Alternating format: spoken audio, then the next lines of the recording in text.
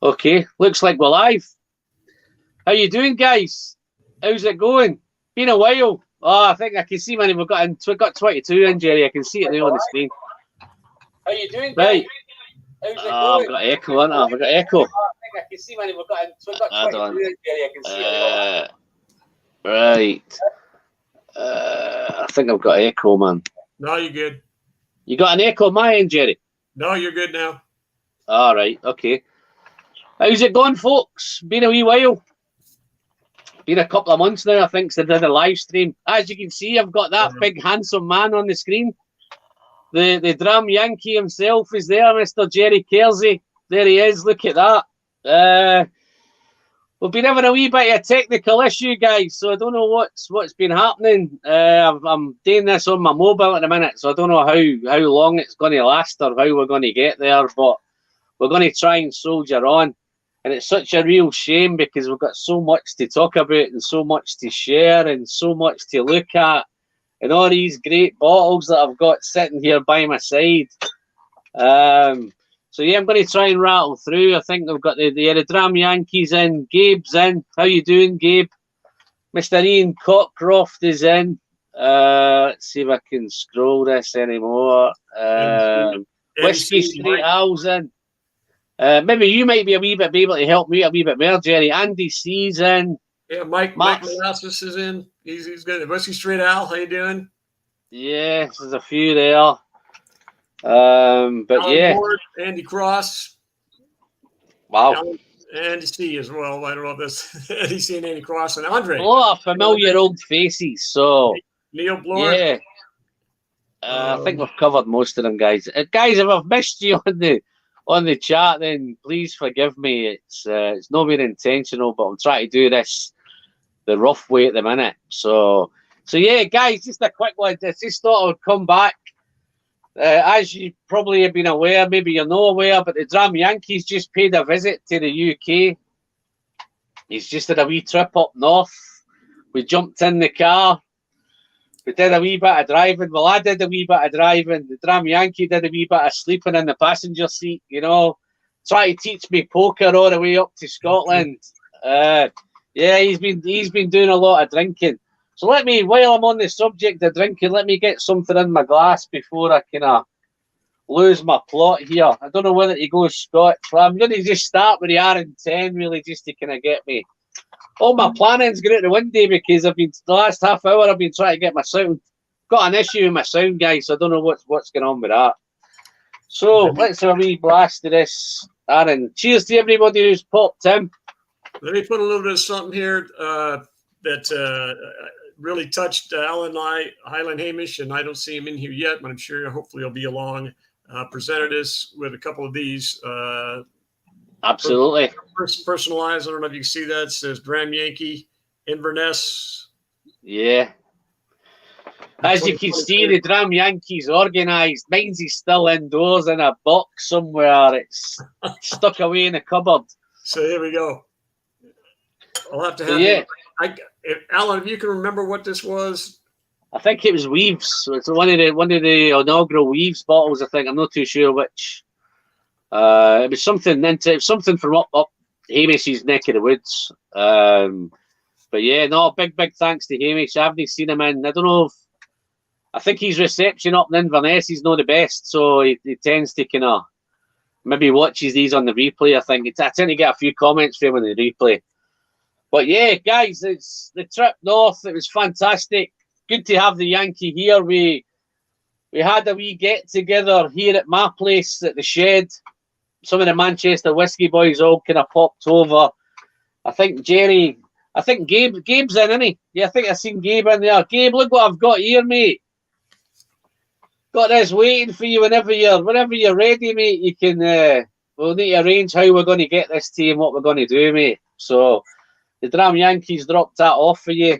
He's rushed away with yours. 19 bottles he brought over. Guess how many he took back? I think he took the same. I think he took 19 back again with him. So yeah, pretty cool. Some of the cash. Yeah, some of the lads swapped some bottles. He's taken away. I'm trying to think 4 teapots did you take back with you? I think there was 4 teapots. 4 teapots. Drams, 6, 7, and 2 8s, I believe. But yeah, let's kind of break it down. He's took away a wee bit of an old Kilkerran 8, I think, went back with him, I think. Trying to think, some of the lads dropped some bottles off to him. So I think he had a good time when he got here. So he spent the Tuesday night hanging round the sheds, having a few whiskies, and I think he sampled a few.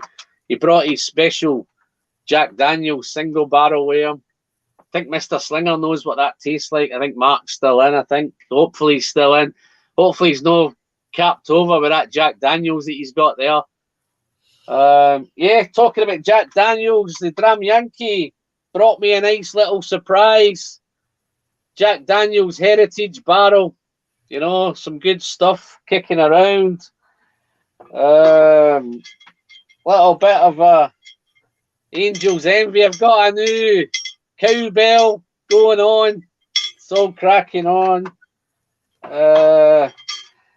This was one you might like a look at this one, Jerry. I don't know if you can see it here in the background. Yeah. Just to let you know, guys, I was the beneficiary of this because he had no space left in his case to take it back with him. So I'm sure we'll sort out something, Jerry. But yeah, we jumped in the car early doors, 4 o'clock in the morning. Let me have a quick drink. I'm getting a bit thirsty, I think. Can everybody hear me? If anybody's got any issues with hearing me, just drop a little comment in. I can't see anything that's whiskey straight out. Can't go wrong with an Aaron. Let's have a look. Oh yeah, look, that's Gabe's, isn't it? That's Gabe. Gabe. Yeah. Wow. Thank you. This is delicious. This is, as you can see. That looks like you've had a couple of them. Just a few. Yeah. I'm tearing out. So obviously we did the Tuesday night around hanging out around the shed. Then we jumped in the car early doors. Long drive up to Campbeltown. Yeah, I think it was just before 4 a.m. that we got off. I think we just beat the 4 a.m. Yeah. Headed up to Campbeltown. We had one stop off along the way. We dropped off and picked up a little sausage bun. Had that in the car, and then we made that trek to Campbeltown. Hit Springbank. We got there nice and early. As you can see, the cage had a couple of bottles on offer. I think Jerry picked himself one up. Mine's is, I've got a Springbank 10 fresh barrel, 59.9% ABV. What was yours? 7, 6, 7. This is a fresh sherry by the FS right here. Fresh sherry, but it's only 6, but it's got some pretty deep color to it. So this yeah. So we picked up one of them. So it hand fills from them, and also this long row. Yeah, we got a long row each, I think. Picked up one of these. But it's an bottle your own long rows. Yeah. 56.5. Unfilled, personalized. Yeah. So that was the first chance, guys, that I had to have a drink because I couldn't drink the night before because I was setting off early, driving up. So as soon as I got ready the car, parked the car up and got into Springbank and kind of then had a wee whiz round the bar, a couple in the bar next door, the Wash Tun Bar. Is it Wash Tun Bar or what was the bar called? I think, can't remember the name of it. Mash Tun or something like that it was, I think. Had a couple of that. Was my first chance to sample some whiskies. Got back to the hotel. Left Jerry in the bar for a wee bit while I went out to sort out a wee issue that I had. Found the hotel, found Cadenheads, parked the car up, got back, dived into the whiskey. So we had a couple of whiskies in there. Cadenheads and Spring and Campbeltown, to be fair, was a wee bit disappointing.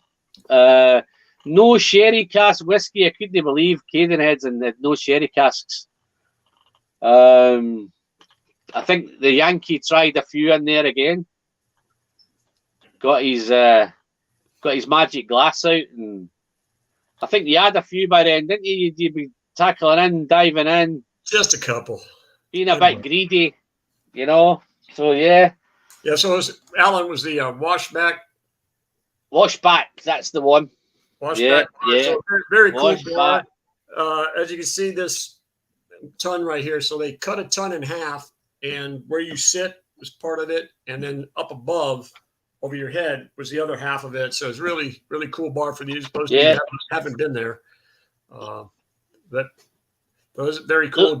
Nice little selection in there that you could sit down and have another extra dram of stuff they didn't serve you on the tour. So, yeah.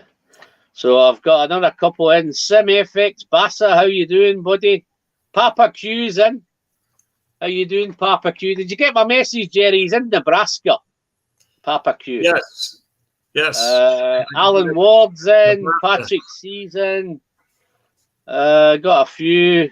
Let's have a look. Whiskey Lover Society, Gert's in. Guys, if you've not checked out Gert's channel, man, dive over to Whiskey Lovers and give him a wee sub. Same with Straight Al. I'm not too sure if you've hit them 1,000 subs yet, Al. I know you're not too far away from them. James Morgan's in. How you doing, James? There's Amish. Hi there, Amish. I was just bragging on you a little while ago. Thank you very much again. Oh, it's Hamish in. Oh, right. Nice to see you, Hamish. Yeah, Tony Nelson's got it. It's a washback bar, yeah. I'm a wee bit flustered in a minute, guys, because I'm running this on. I don't know what I'm trying to do here on this mobile. I'm just hoping that it holds up. So the dark side's in, and no Rolex, no sex is in as well. So yeah, there's a few guys in. Very, very happy to see there. The Malt Monk. What's happening? Yeah, the Malt Monk's in. So yeah, we've got a few in. So let me have a quick sip of this R10 to get me started. Hey, Amish, remind us again what was inside the cask here. I'm drinking it. I poured a little bit. So what was it you put in the cask for us? You could share with the guys. Oh, that R10's nice, man. Got me a good start. The stuff on Amish is good too. Yeah. Just reminded me I forgot to bring that. So yeah, we did. Then we went back, had some food, and then tackled back to Springbank again for a tour. I did a little tour. The DRAM Yankee, in the meantime, has been dishing out all sorts of whiskey at Springbank. Every time I turned my back, he disappeared, and he's got somebody over in another corner, and he's pouring Jack Daniels, or he's pouring Woodinville. We took a few bottles to share out, guys. We took out I think the Yankee brought a Jack Daniels. Well, you might be explaining what Jack Daniels he brought and a Woodinville that you brought. Yeah, this was a very high proof store pick by my guys here at Total Wine, and the guy he's got a fantastic nose, and he picked a really, really good barrel. So we brought that along to share along the way. And it didn't quite make it. It made a final stop, resting place with Mark Slinger. Cheers, Mark. Mark is pouring one. I have another one, but this is not as good as Mark's. This is 131. I think he's got a 137. Wow. Like that. So we were pouring those along the way and dropped that off. The Woodinville is also a single barrel pick. Out of K&L, for you guys that know K&L over here in the States, really good outfit out of LA. Got a shop up in San Francisco area as well, and they've done a few Woodinville picks, and this one was pretty damn good. And Mark seemed to like it there as well, but everybody along the way did, so that was good. And Alan has special Cadenhead bottle. Do you want to tell them about that, Alan? Yeah, it was a Glen Talkers 14. I think it was one that Justin managed to get me for it was a warehouse tasting for the Campbeltown Festival this year. So that went down really well. We dished those out everywhere we went.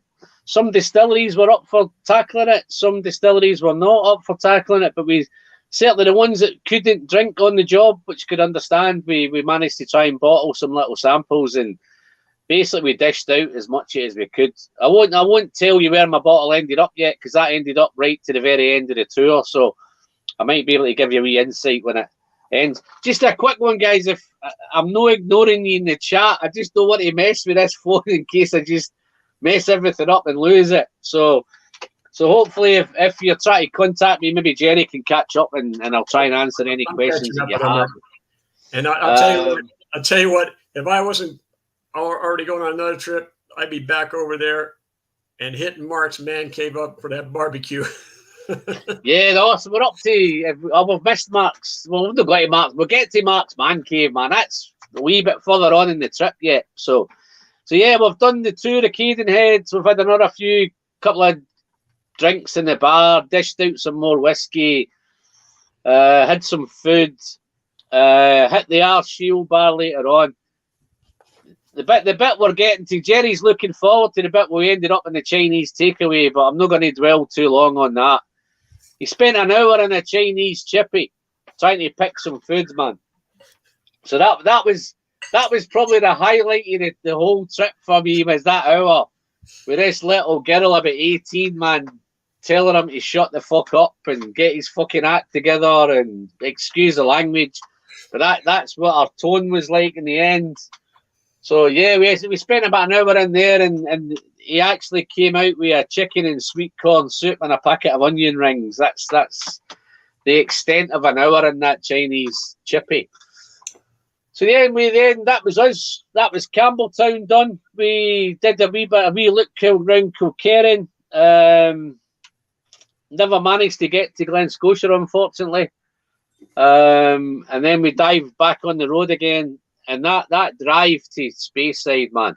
I don't know if anybody has ever driven that Speyside, Campbeltown to Speyside, but that's an experience, folks. 5.5 hours of single track road, not knowing what's coming round every corner. What you got there, Jerry? I got the talking pen. Okay. So when you hold the pen up, it's my turn to talk and tell a story on you. All right, okay. So we're driving along. I hadn't been looking at the signs. He's just following. We're making good time. Before we had left, he let me see the phone and the routing, which he kind of liked to hide a little bit. Yeah. So there's 3 main routes. One was down south a little bit out of the way, but it was the second shortest. The shortest route he had selected. A couple of jigs over to the carriageway, I guess is what they call their freeways over there. And off we went. And then there was one to the north that was like, it looked like a DNA chain. And I'm like, oh my God, we're never going on that. Anyway, I preface that because we drive along maybe about an hour or so. And I don't know why. I just looked out and I saw a sign. And I go, 2 towns. And I said the one, then I go, Tyndall. And he goes, I was like, Tyndall. There's a great whiskey shop there. Yeah, Tyndrum. Yeah, Tyndrum whiskey shop. So yeah, I know where this is going. Yeah, okay, I'll let you continue. So we go there. That's a nice whiskey shop. Looked around for a little bit, took a bathroom break, jumped in the car, off we go. Now, looking at his Google, I saw at the end of Tyndall we had to take this road right as we're leaving town. So he gets in the car, we start going, and the end of the town passes. And I'm like, I think we're supposed to turn on a road before we left, or just as we left town, Alan. And he goes, no, I got it right here. Google, it's talking to me. We're driving about another mile, and I'm like, now I look around. I said, where's the sun? Okay, we are going northwest, and I know we ain't supposed to go northwest. Yeah. So I finally leaned over. Alan, my Wi-Fi's died. You got no signal. We're driving blind. Down some. He goes, oh no, what do we do? Let's go back. Every bar and hotel's got free Wi-Fi. Let's get you reconnected. Go back there, reconnected. And he grabs me real quick. Okay, select a route, jump back in the car. Off we go. And we go out of town again. I said, I think we're supposed to turn. No, it's working now. I got it right here. He had selected that third route, the DNA chain. And we come up to this turn, and he goes, "Oh, turn's coming up, and it's just high, tall grass." And I'm like, there's no road here. And he comes up and he slows way down to about 2 miles an hour. And sure enough, out of the grass appears this road just wide enough for his car. And we turn down this road. We start going. Now, not having been over there driving too much, I start seeing these signs that are oval, they're white, they got a black outline and a black line through them. Well, over here in the States, when you draw something like that with a line through it, that means don't go or nix that or something. So, Alan, what is that? What do these mean? Are we going down a one-way road that we're supposed to go down? Is what you can go. Yeah, it was like it's the national speed limit. So he said that's the thing on the sign. I said there's no number, and he goes, "Oh, to me, it associates with the type of road you're on." And I'm like, well, what could it possibly be on this one-lane road that you tell me is two-way traffic? 60 miles an hour. 60 miles an hour. You lost your mind. Yeah. There's no way. To be fair, some of them were 70 miles an hour, man. So, There's a hairpin blind turns on this. And then they got these little turnouts about every 1,000 feet. This is where Jerry started shitting himself. But yeah, so anyway, so we've finally got back on the road. We're heading up to Speyside. And then the next stop on we gets into Speyside, and before we knew it, we almost passed GlenAllachie. I'm not busy. I've got onto a decent road where I can get some speed going again. And he says, "Look, there's GlenAllachie on there." Oh, handbrake turn, spins the car round into GlenAllachie. So that was the first kind of we step into GlenAllachie. The girls in there were fantastic. Sue Brodie has got one of the girls to look after us. So Jerry again's drinking and sampling and got his wallet out. So we managed to pick up a couple of handfuls at GlenAllachie. I think we got the same ones, Jerry. So I know you may as well show yours. Mine's is a wee bit difficult to get, but yeah. So is that the PX one? Let's get out of the box. Look at that bad boy. Langendog. The Langendog, is that the PX? Yeah, this is the PX punching. This one. And this is the Langendog. 2007 single cask. 58.9% ABV. So yeah, real beauty. So the trip's now starting to make sense for me now. I still can't get a drink because I've not parked my car up yet. I'm still driving. So Jerry, as usual, again, is doing all the sampling for both. He's picking up everything, trying this, trying that. Can I try that 15? Can I try that 12? Can I try that single cask? Can I try this? I was managing along the way to pick up some nice little kind of samples. So yeah, so we spent quite a bit of time in GlenAllachie dishing out the drink as usual. They were quite happy to share it with us, so we did all right with them. They were trying your Woodenvilles and your Jacks, and some of the customers were getting into it as well. So we're doing okay dishing the stuff out. Just a couple of guys there. Just noticed Gav's Drams is in. Guys, if you've not subscribed to Gav's Drams, guy, fantastic little channel. Get in. He's doing some fantastic stuff. He's a Cadenheads man. Single casks. He's just recently been on Isla, so I don't know if you've caught some of his videos about Isla or his posts. David Owens in. How you doing, David? Nice to see you, buddy. Yeah, just back from holiday. Back to the grind. Back to the live streaming. First time for this. I think it's the first time. It's been a good couple of months, I think. Andy C's in. We're going to get to Andy C. I don't know if you can hang on till later on, but yeah, we managed to catch up with Andy C. Yeah, spent a good, must have been maybe a couple of hours at GlenAllachie. Sample, well, I didn't get to sample anything, but Jerry got to sample everything. Great girls there. Didn't he manage to catch up with Billy? I think Billy only does one day a week there now. So yeah, fantastic. What was the accommodation like, Alan? Well, maybe Jerry can tell you what the accommodation was like. No Rolex, no sex. Ask him what the accommodation's like.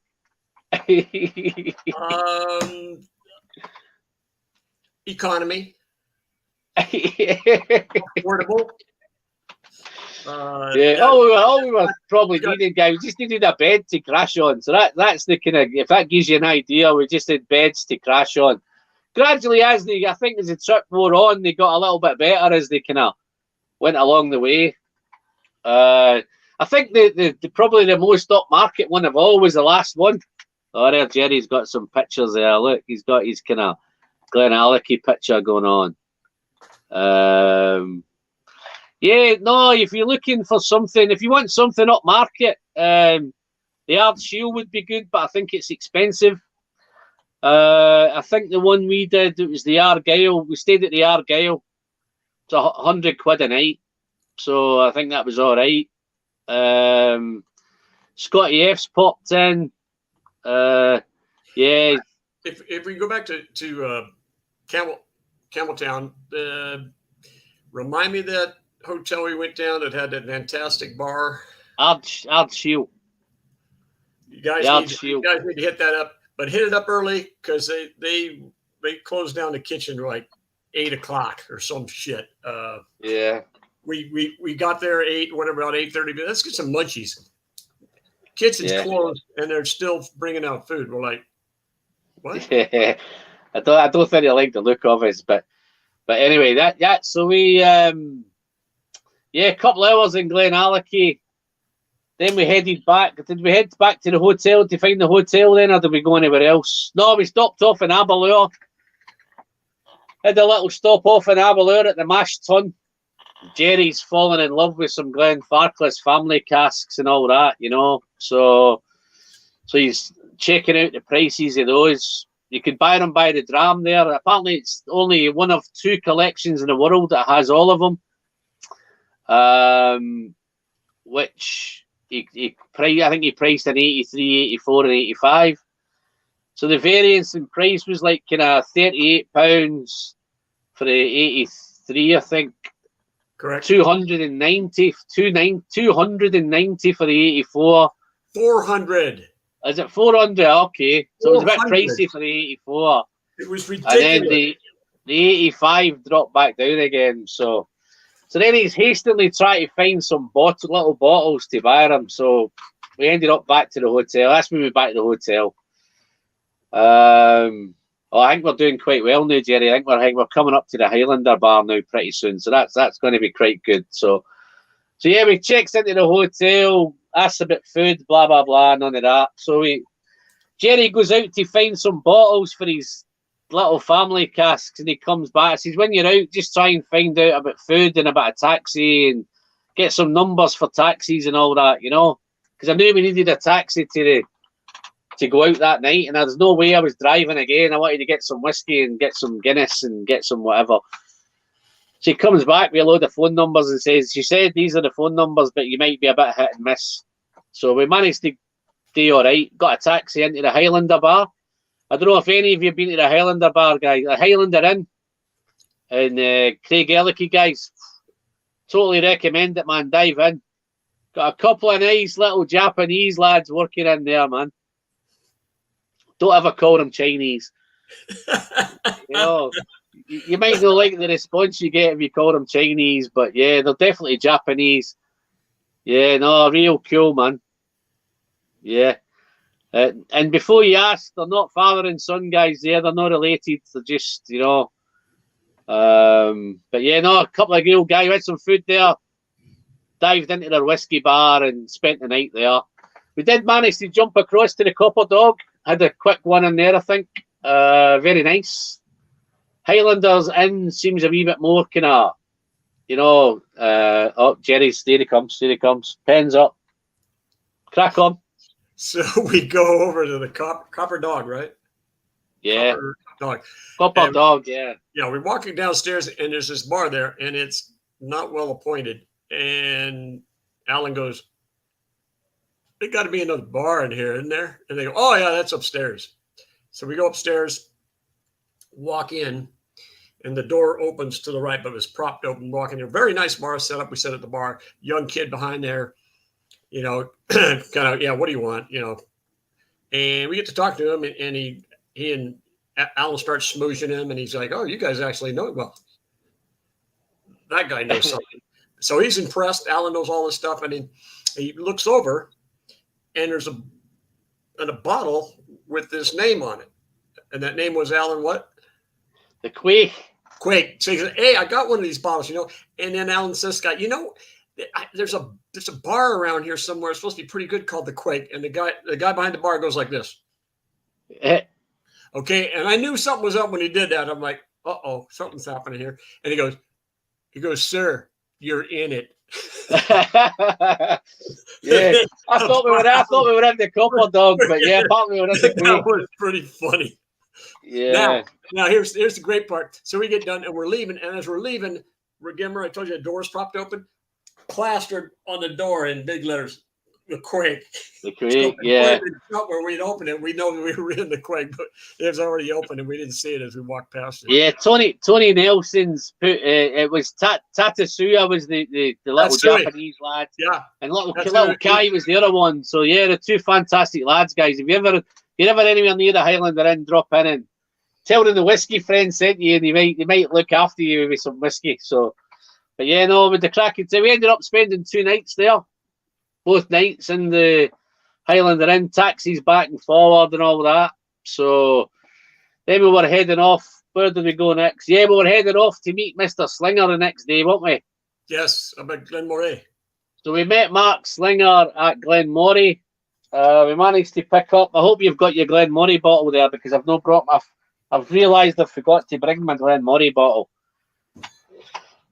So yeah, so we did again. We hit Glen Moray. Mr. Slinger was there. We got a chance to tackle they got 3 handful casks that you could fill your own there. So again, Jerry got to try them all again, and I didn't. So I was driving. So yeah, I think Jerry picked up did you get the cognac? Did you get the cognac one? Marsala. Oh, you got the Marsala, didn't you? Yeah. Yeah, Mr. Slinger got the cognac. And I managed to pick up the peated PX I got. So yeah, no, real cool, man. Cheap as chips, weren't they? Yeah, I think yours was a wee bit more expensive, but ours was cheap as chips. Yeah, Mr. Slinger's loving the cognac. I'm off back to buy another one. It's like Palo Cortado. You seen that, Jerry? Mr. Slinger says that cognac one's like Palo Cortado. No, it wasn't. Yeah. You were looking for you spent the whole trip looking for Palo Cortado.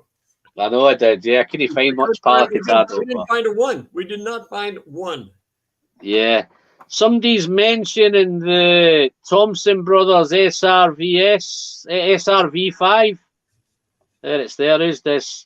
James Morgan's sipping on it. SRV5, 48.5, 35 quid. Just a quick one, James. I think we managed to try that one. I think Hamish managed to set us up with some of that, I think.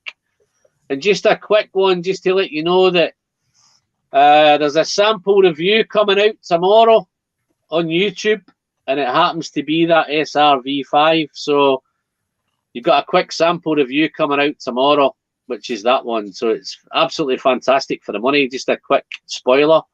It's great. 8-year-old, 35 quid, 48.5. Natural colour, non-chill filter, ticks all the boxes. So have a wee look out for that video will come out tomorrow, guys. So, but yeah. So then, what did we do then? We did a bit of a proper tasting it. Those 3 casks at the Glen Moray. Again, Alan had to get some bottled driver's drams as usual, and Mark's getting pissed and Jerry's getting pissed. And then we managed to drop off. Now you can dive in with Mr. Slinger's man cave. We drove over to Mr. Slinger's to drop him off. Turns my back and Jerry's disappeared and he's out the back and he's run at the man cave. So I'll let Jerry explain what the man cave was like. That's all right. You're up for explaining that, yeah? Well, I can do better than that. Yeah. It's one of the better man caves that I've seen. I gotta queue it up, so go ahead and talk while I'm queuing it up here. I gotta find it. Stewie, where the heck is it? Yeah, I'm just going to have a wee cut up. The Mansfield Hotel in Elgin is a great stay near Glen Moray.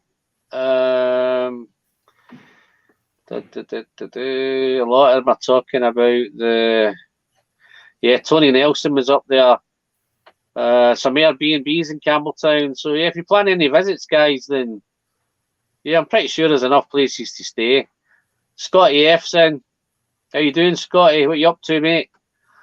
Guys, if you're worried, don't think I'm ignoring you guys if I'm not replying back, because I don't want to tempt fate with this. Oh, damn. I'm on my mobile at the minute. Yeah, just tell them all about it, Jerry. I don't think you'll be able to pick up that photograph anyway. It's on here. Yeah, Gav was on Isla last week. Oh, okay. Some of your pictures looked fantastic, Gav. Okay, look, there you go. There's one for you, Jerry. Look at that one on the screen. What? Oh. Hey, drop off Mark's comment there so I can get this up. Now my big thumb gets in the way, unbeknownst to me, but here we are. That's the Mark Flinger Man Cave. All right, maybe I'm pointing at it. That's what I'm doing. You gotta duck your head. Mark carves all these things. He's a fantastic woodworker. That's all wood right there, and you'll see inside here all these barrel heads that he did, and he put on the ceiling. So going around looking inside here, showing all the. There's Mr. Slinger right there. Hi, Mark. Fire pit in the middle here, so you can sit all around. Look at all that seating. Oh, yeah. Lots of drams been drinking this place. Awesome. Fantastic. Thank you again, Mark, for allowing us to come visit you and do a personal tour. James Morgan says it's Hobbit friendly. I'm sure there was a little Hobbit on the door. Was there no Hobbit on the door when you went past? Little Bilbo Baggins thing on the door, wasn't there, when you went by? Yeah. No, you're right, Al. That is a man cave, man. Yeah. Apparently he's out there every Saturday night. I'd be out there every Saturday night and every Sunday night. Hey, shout out to Stewie, baby. Thanks for those samples, Stewie. They were freaking delicious. I already killed them with my son. Oh, is Stewie in? Yeah, Stewie's in. Just another quick heads up, Stewie. I tackled one I was planning to do. I came back and had a few days off before I went back to work. So I was planning to do a few videos. And I came across one of Stewie's samples because, and I'm probably jumping a wee bit ahead of time just in case. I was going to get to it later, but I don't know if Stewie's going to stay in or not. But I managed to come across a sample of the Deanston Chronicles. I managed to pick up a bottle when I was at Deanston. So just to give you an idea, I started to do the sample review with the Deanston. I was enjoying it that much. I was planning not to open mine because I was going to do the review through the sample. But when I got to the end of the sample review, I just couldn't resist it. So I cracked it open. So I had to do that. I did the video twice.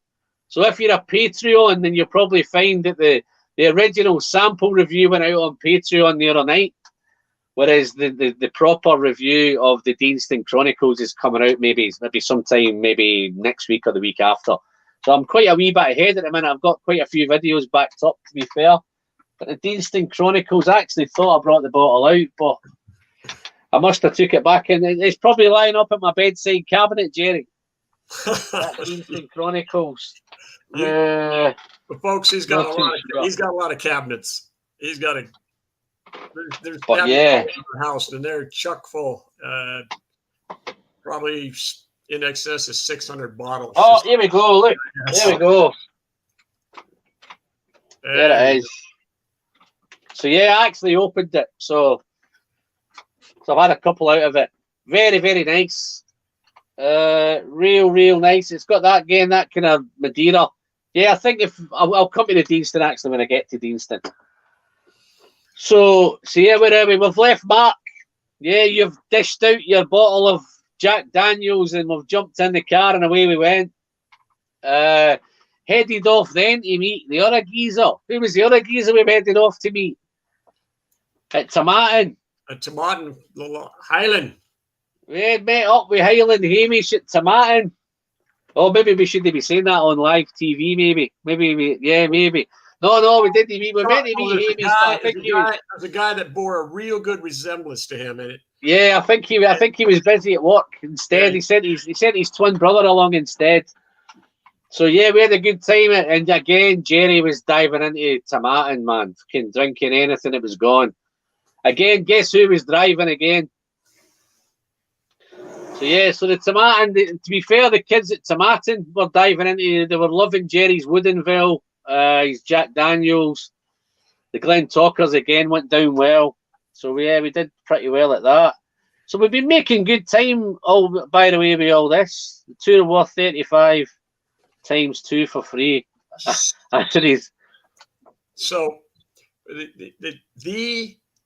I'll let Mark Slinger answer this one because you know the answer. Mark, what was my number one goal, meaning acquisition, when I came to Scotland? Let's wait for Mark. You recall, Mark? Yeah, I can recall. I tell you why I can recall it. Because I'm about to pour it. Oh, you slug. So we went to Tomatin and met a guy that looked like Hamish. So they have 5. Yes, that is correct. That is correct. Mark is correct. I came there. My number one goal was to get a Tomatin distillery only PX hand fill. They had 5 barrels that you could hand fill. The PX was one of them. That's the good news. The bad news was it was empty. I even said, let's tip it up. She said, no, we've already done that. I'm like, okay. So Mark or Hamish, one of you guys, your goal is to please get me a bottle of that PX hand fill. Oh, Jenny, if only you do. I couldn't walk away in empty-handed. I did get this guy, which was a hand fill. And it's very delicious. That's the second best tasting one. I did get a sample at the distillery, but Jenny, if only you knew. If only you knew how good this smells and tastes. Oh, stop it. 60.4. Mark. This is delicious as well, but it's not the PX. Distilled 30/11/01, bottled 2010/19, 53.7% ABV. Wow, this I forgot how dirty this smells as well, man. I know. Wow. Killing me. Hey, Jerry, look what Mr. Slinger's saying. Look on the screen. He didn't tell you that when you were there, did you? Oh, I see that. He didn't tell you that when you were there, did he? Now he tells you. I will take that. I wish you would have said that while I was there.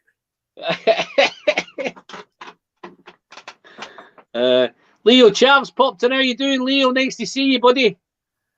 Just catching up with these. You may have to give that blue run to Mark. Yeah. No, Mark, if you want to send that to me, I'll store it for Jerry if you want. I'll look after it for him until he's, either I get over there. That's good. So he says he thought you would have got some at the distillery. That's why he never offered it. Oh, yeah. We went there. It was empty. And, of course, he said, we had it last week, and we're going to get it next week. I'm like, thanks for making me feel even better than I already feel. So we got a good deal, right? And the best part was spending time with a guy that looked like Hamish. Yeah, no, great. And in fact, he was probably better company than Hamish would have been as well. So, you know, and he was probably a wee bit better looking than Hamish, you know. I think he was Hamish's, you know what? Hamish's younger twin brother. He did look younger. He did look younger. That is a good point. Yeah. Yeah, Paul, it was awesome, mate. And we've even got halfway through the good stuff yet. I think we've got a good one coming up now. Is Hamish then directed us back to Speyside, but instead of us going the way we came, we went back round and came by Glenfarclas and GlenAllachie and all those, and we dropped in and did all those again. But we popped into Glenfarclas, which was pretty cool. Got chatting to the guy. What was the guy? Was it Steve at Glenfarclas? Steve. So we got chatting to Steve at Glenfarclas. It was obviously, I don't know if anybody's aware of it, but it recently got broken into and some bottles got nicked and blah, blah, blah. So I got chatting to him. And then, as usual, I start asking him about these family casks. I told him I was Jerry's carer. And he was turning out, he was becoming 100 this year. So I've brought him to Glenfarclas to, you know, he's fulfill one of his big ambitions. He always wanted to visit Glenfarclas. He loved the family casks. So we got chatting about the family casks, and I was telling him about when we were in the bar, he was pricing them up and all that. And he really wanted a 1983. So I never thought anything of it again. And then as I come back out, Jerry's chatting some women up at the bar. He's trying to, you know, buying glasses and asking about bottles. And to Steve's credit, he came over and tapped Jerry on the shoulder. I'll let you explain what happened next. So I'm standing there and I say, hey, you know, do you have little sample bottles, little whatever, keepsakes in it? And sure enough, I hear this tapping and I turn around and I see Steve, but of course I see his face first and I don't see his name tag. But he's not hard to spot. He's got his tartan pants on. He stands out like a guy playing a bagpipe. And he looks at me and I'm looking at him and I'm like, okay, somebody going to say something? And he's like looking down, nodding his head like this. And I'm like, you got a tick? Like, I look down and he has a bottle. He tilts it up so I can see it. It's a 1983 family cask. And he's got an empty drink here in his hand. He slides it on the bar, looks around the room. Yeah. And I'm like, well, how did I deserve this? I'm like, don't look a gift horse in the mouth. I'm like, he's, oh, your friend was talking to me. You know, and I'm like, thanks, Alan. Yeah, no, it was all Steve. Delicious. It was all Steve. So he got to try his family casks. And then we spent a bit of time there dishing out again. We were dishing out the Woodenville by then and the Glen Talkers, and they were loving every bit of it. We actually filled a few little sample bottles up. I think some of the girls were going to do it later on. Some were driving and stuff like that. So we managed to dish out quite a bit of that. Had a right good chat with Steve and his team. Must have been another half an hour we sat around just chewing the cud. Headed back to GlenAllachie on the way back, and it got restocked again. Almost spent more money, but I managed to refrain myself because the day before we went in, there wasn't many single casks, but the next day there was like 5, 6, 7. You could have spent a fortune in there, guys. All these 5, 6, 7 single casks. So we managed to get out unscathed. Headed back into GlenAllachie again. Jerry actually bought some some family casks. He had these little bottles with him by now. Picked up. Did you get a couple of them in a couple of years that you got? Didn't you? 83 and maybe 85 or something? 87 and 93. Yeah. That's my daughter's birth year and my son-in-law's birth year. So I got both them. I took them down. So I came back. We could talk about the trip back, but I had a quick turnaround, went down to San Diego and presented them with those 2 samples. Wow. So. Just a quick one, Jerry. I've noticed Alan McLaughlin's popped in. Alan, just a quick, I'm going to jump ahead. We met up with Alan in Glasgow. We popped into the SMWS, hadn't booked a table. Alan very kindly let us join his table, him and his little team. Shay Francis was there as well. I'm trying to think the other lad's name. Was it Harry was there, I think? and I'm a wee bit of loss for the other guy's name, so Hey, Harry. apologies for that. Oh, yeah. Apologies for that. I've just caught up with him on Instagram as well. He just contacted me on Instagram. So, yeah, so we had some food there. Jerry had his haggis, neeps and tatties at the SMWS. Justin had ordered Alan to ensure that I didn't leave Scotland without haggis, neeps, and I did a few little goals to get him through. So, yeah, no, thank you very much for that, Alan. Good to see you popping in, buddy. I don't know how long you can hang around, but, yeah, very generous for you. Nice catching up with you, and hope to do it again very, very soon, buddy. Oh, Sean, his name is. Yeah, Sean. Pass my apologies to Sean, mate. He's just contacted, he's reached out on Instagram, so I've been catching up with him on Instagram. Darren, Darren just popped in. Darren, Alan, you have this samples I brought for Darren? Yeah, I've got something. What did you left me something, didn't you? Yeah, I might have to dig them out. I might have to try and find them. I can't remember what you gave me, but yeah, I've definitely got some stuff. Yeah, I know you got the Booker's pigskin batch. Yeah. You might have something else for you, Darren. So yeah, next time you link up with Alan, make sure you get those samples. Sorry you were away and couldn't do the meet up there. Yeah, no Rolex, no sex, loves a haggis. I think Jerry quite enjoyed it because he was wolfing that down like there was no tomorrow, man. Well, remember, I got my American thinking brain on here, and I know what haggis was. I wasn't quite sure what neeps were, but when you said tatties, I'm like, yeah, I'm into tatties.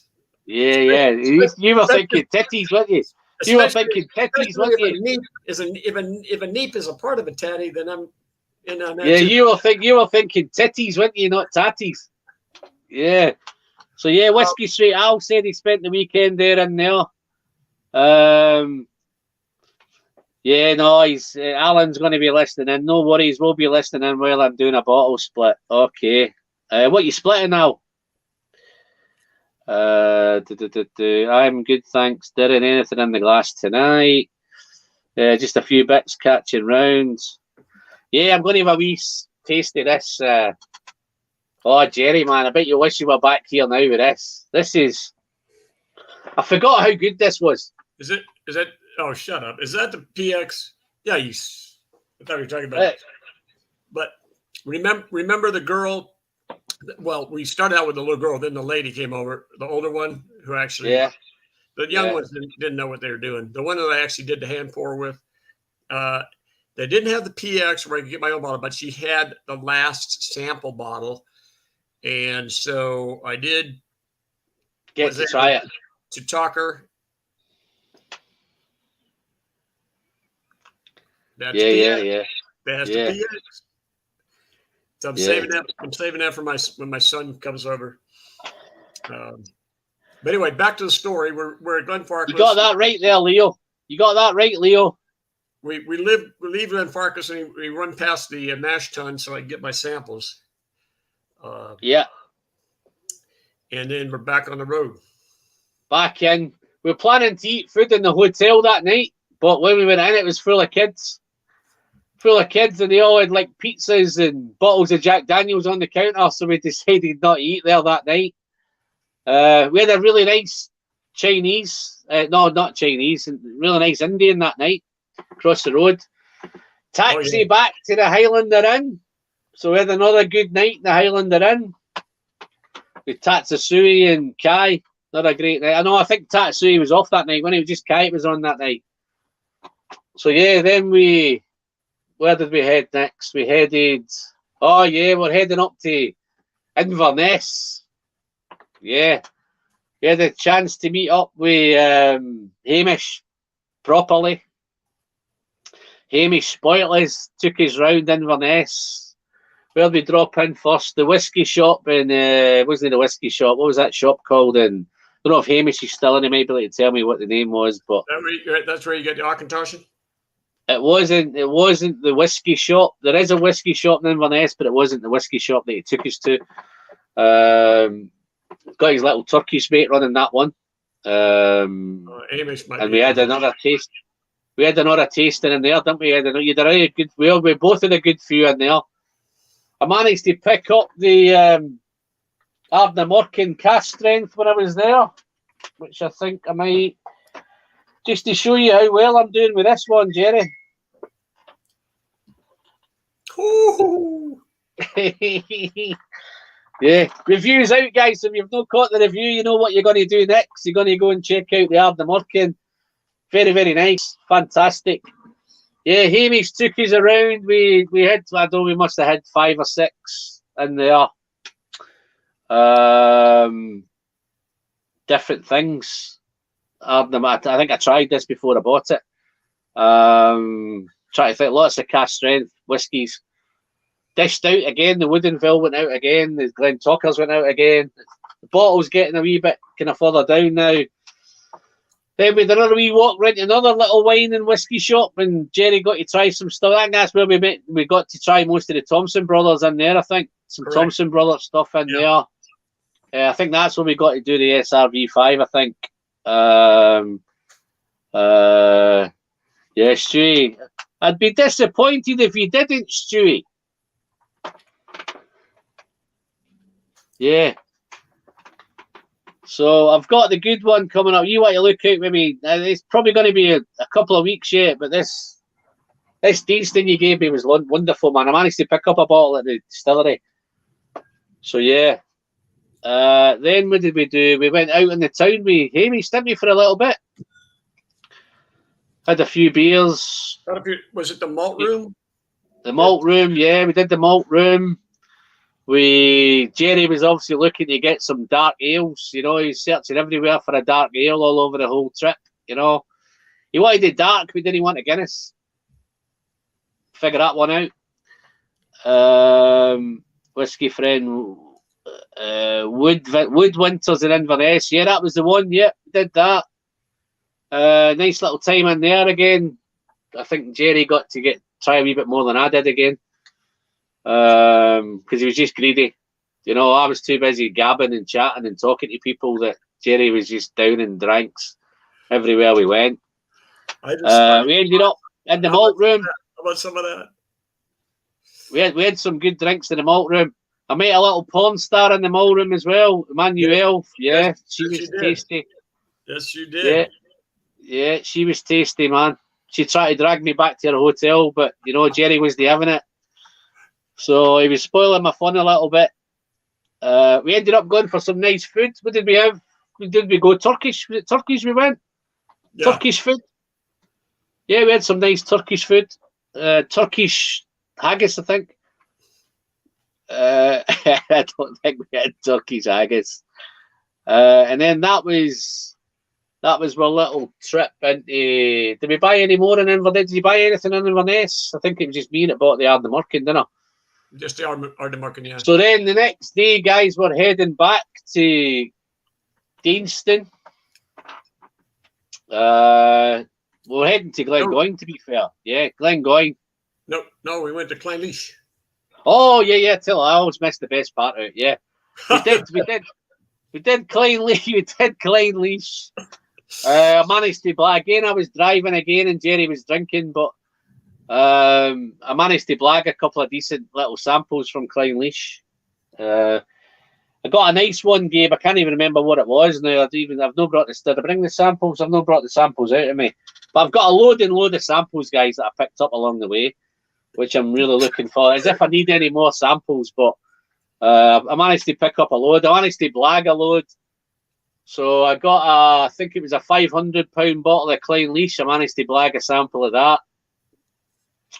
Jerry was a wee bit disappointed with Clynelish, I think. That was one of the highlights of his trip, I think, and it was just a typical Diageo. All it had was a Diageo shot. It was just a low, the common stuff you could find everywhere, and we were on the hunt for distillery only hand fills or special releases, that kind of thing, and there's nothing there. They had a nice lady up there, a nice drinking room upstairs. Al and I had it all to ourselves. It could probably accommodate 80 people, and Al and I were all 80, and had a nice lady up there that we had a chat with for quite a while. And actually, I'm surprised she's not on the live stream. She actually subbed. Yeah. No, I've been in contact with her. She's got a Instagram page, I think. The Highland thing or something it's called. But yeah, no, Gabe's going to help me out with any Clynelish that I've got left. So yeah, we didn't hang around too much at Clynelish. We kind of got out. They were telling us about Brora. The Brora tours are open, so anybody that's into Brora, they've got a tour at Brora. Wait. Yeah. Tell them how much it cost. I was just about to before you interrupted me. Oh, okay. Yeah, £800 for a tour of Brora. Ridiculous. In fact, I tell a lie, they do a £600 one as well. They do a half-day tour for £600 and a full-day tour for £800. So if you fancy a tour of Brora, then yeah. Gabe, you may get a chance to try some Broras on that tasting. I thought they had a special one where you could taste some of the good stuff for £1,000. Oh no, I don't know about that. Maybe you heard something else, but I know the two tours was 600 and an 800. Wow. And one the 800 one, you're there all day and you get a meal and all that and everything thrown in. So, but yeah. So then we got out of there. We headed on the way back to Balblair. So we thought we'd stop off in Balblair. Jerry was going to try and get some iron brew bottles and try and siphon some whiskey out into the iron brew bottles. But I managed to pick up a handful. Jerry very kindly tried it for me. Recommended it.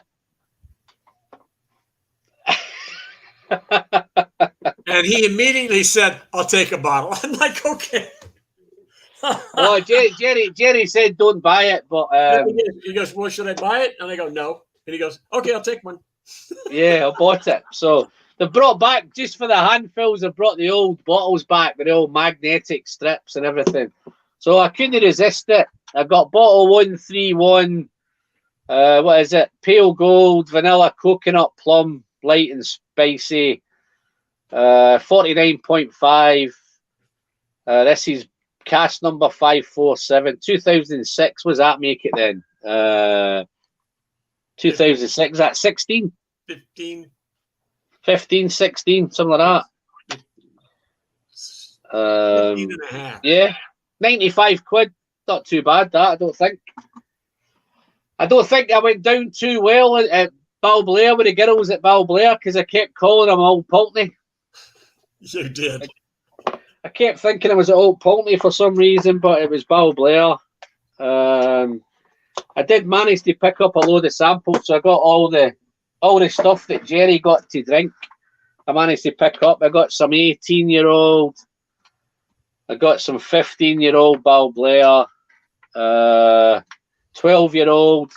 As you can see, Jerry, my handful's gone.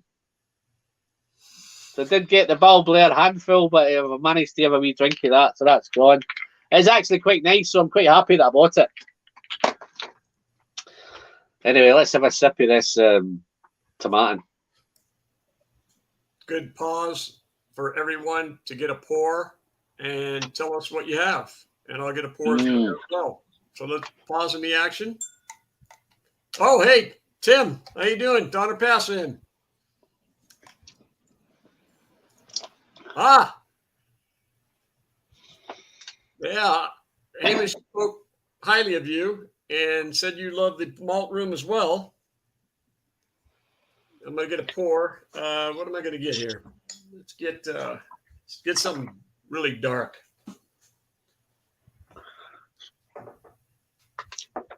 Edwardar, I got open over here. Yeah, Highland. Yeah, nice to see you back, Hamish. Thanks for sending your twin brother to help us out at Tomatin. You know what I mean? Oh, Andy's on the Teapot 8. Oh, by the way, shockingly, and I think, Alan, I think you were surprised as well, when we went into Glengoyne, they probably had 30 bottles available. Yeah.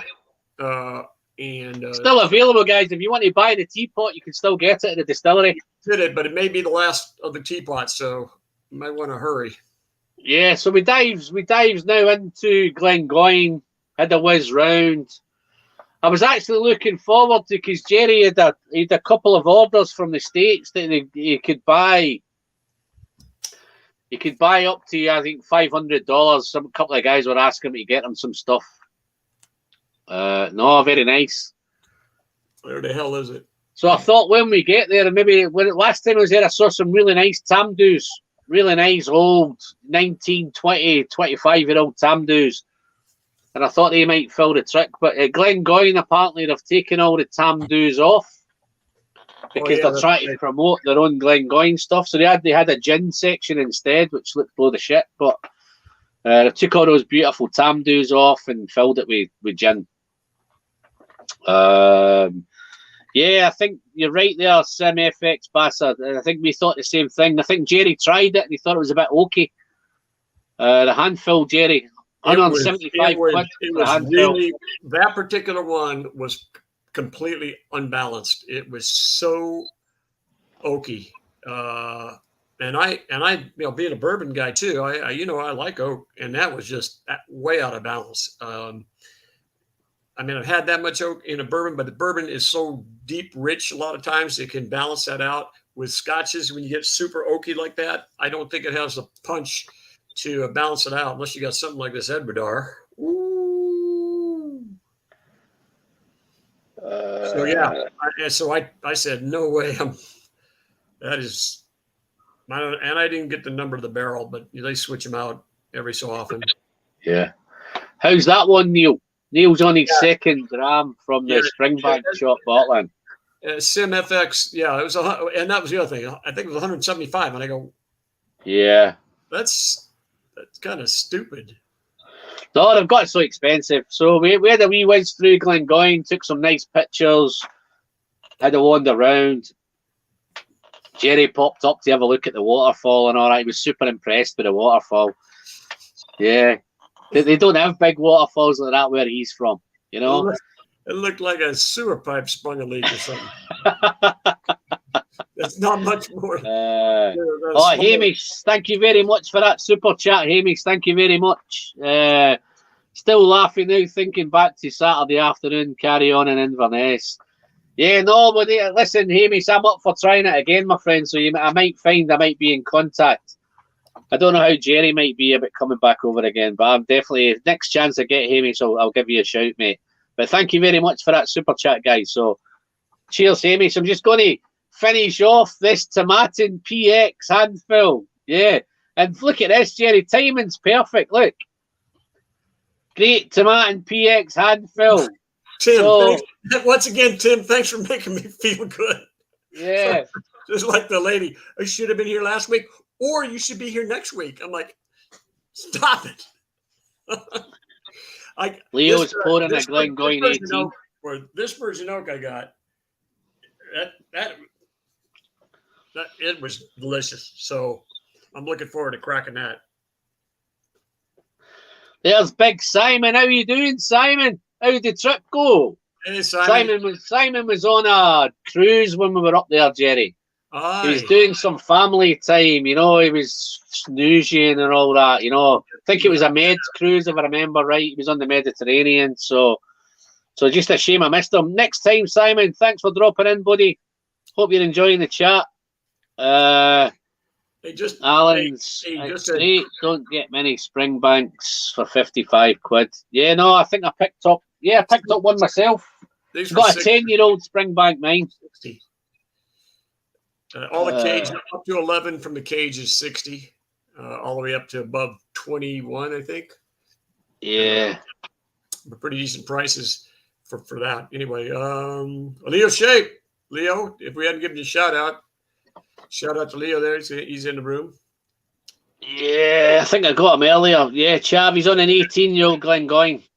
Hold on, let me do that. Let's get rid of that. And Simon's in. I know I probably have said this before, but it looks like there's new folks in. Folks, those of you who don't know, most of you do know, I'm located in Las Vegas, and it is a destination. So if any are ever in town, make sure you get a hold of me. My collection is open, if I can call it that. I don't really collect. I collect. I might take you up on that, Jerry. I might take you up on that. Alan, I've done everything but got down on my knees to beg you to come. So, you know you're welcome to anything I got. You know. Yeah, that. no, so anyway, we comes out of Glen, took some great pictures of Glen going. We're on our way heading back into check into the hotel at Glasgow.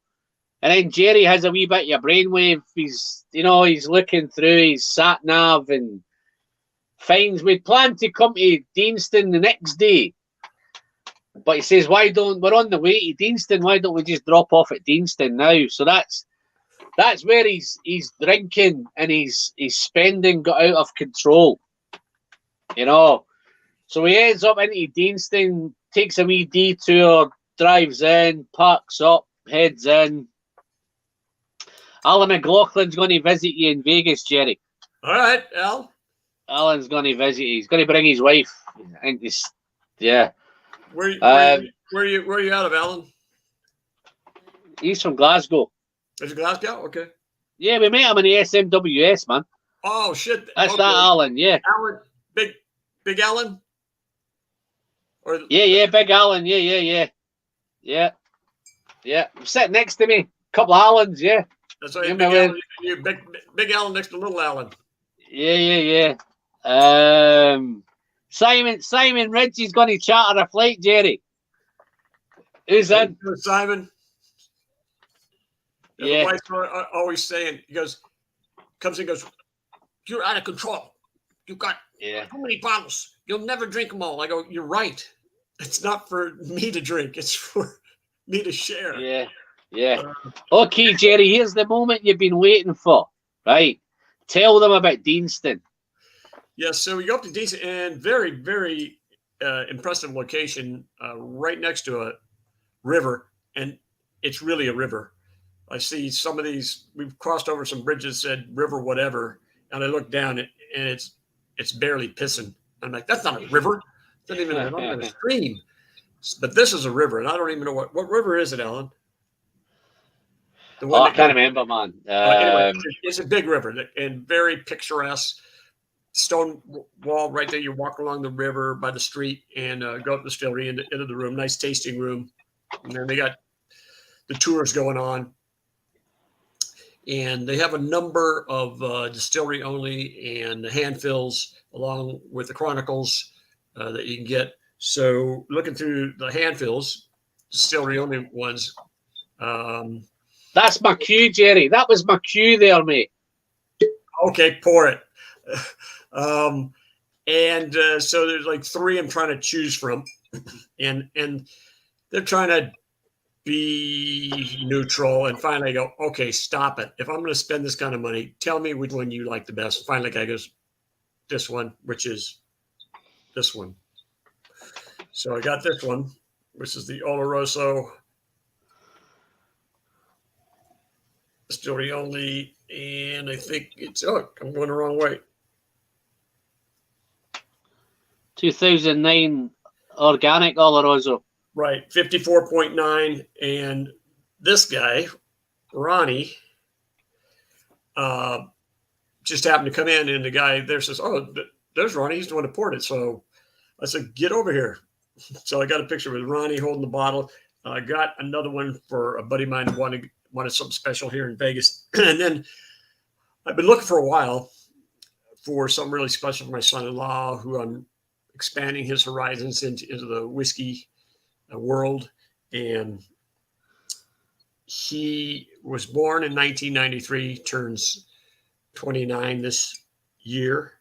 And this guy was sitting there on the shelf in 1993, bottled this year.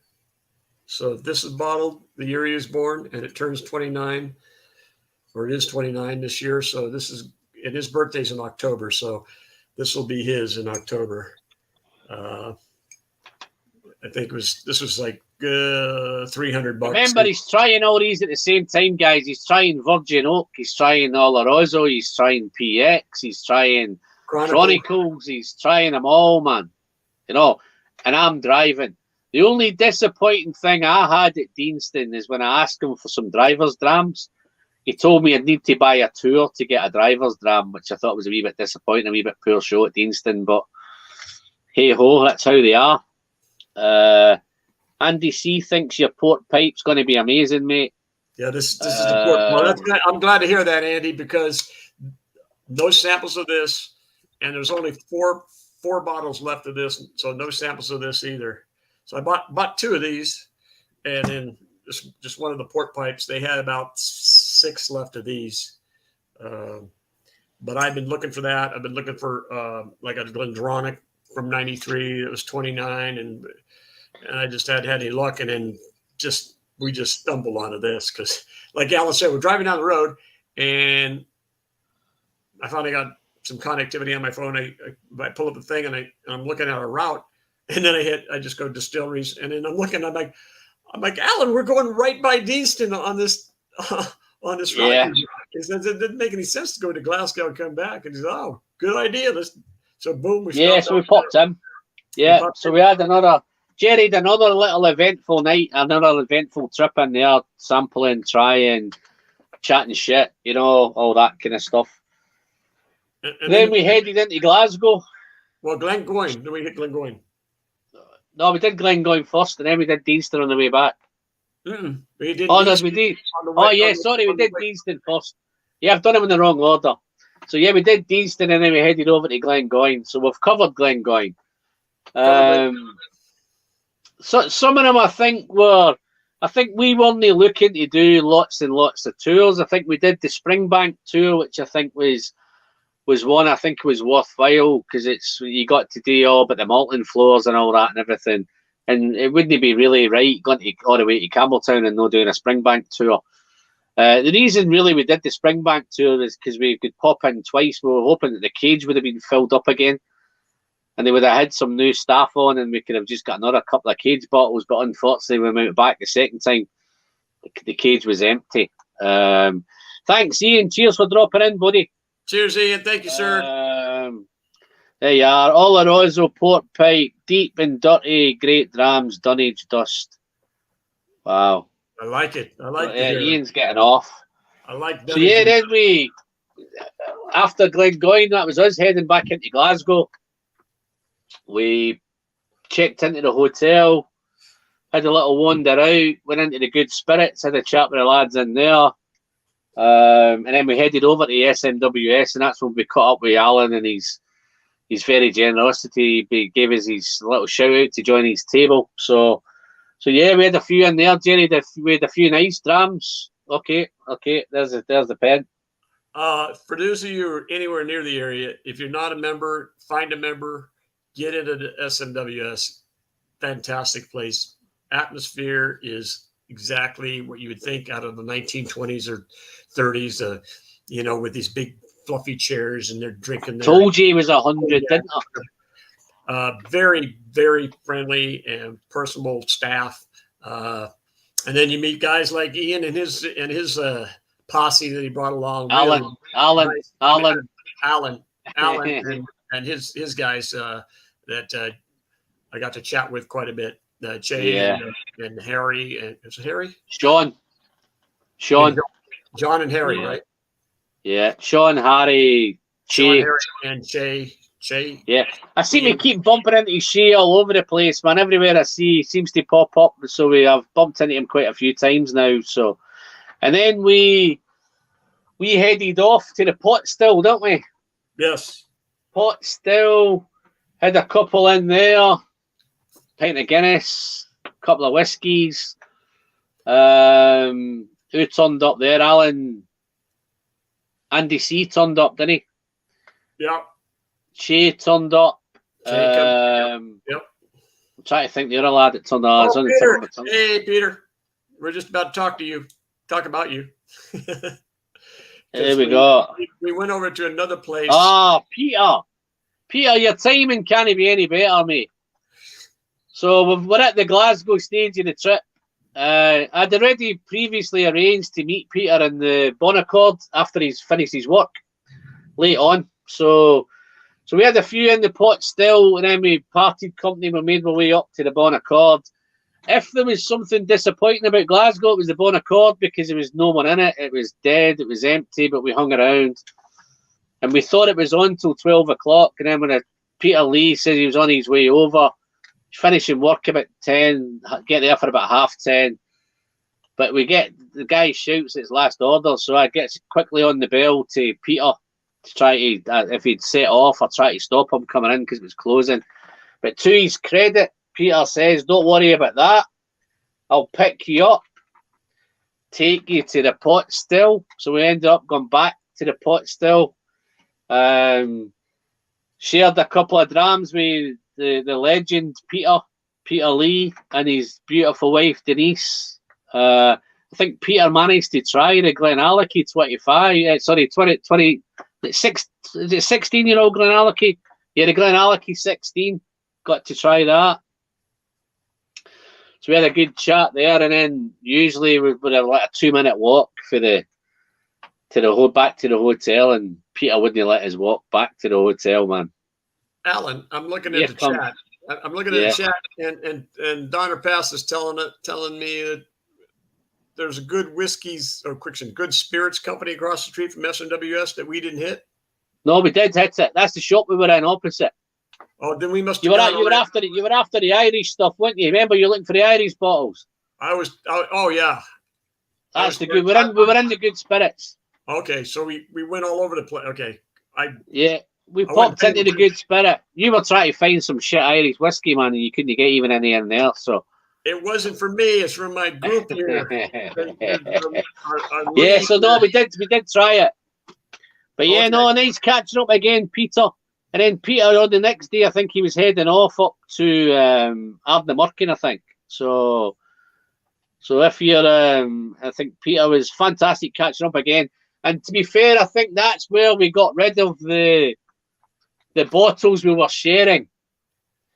So that was our key. That was our port of call. So let's ditch what's left. So what was left in those 2 little bottles, we gifted them to Denise and Peter. So hopefully they've been enjoying them.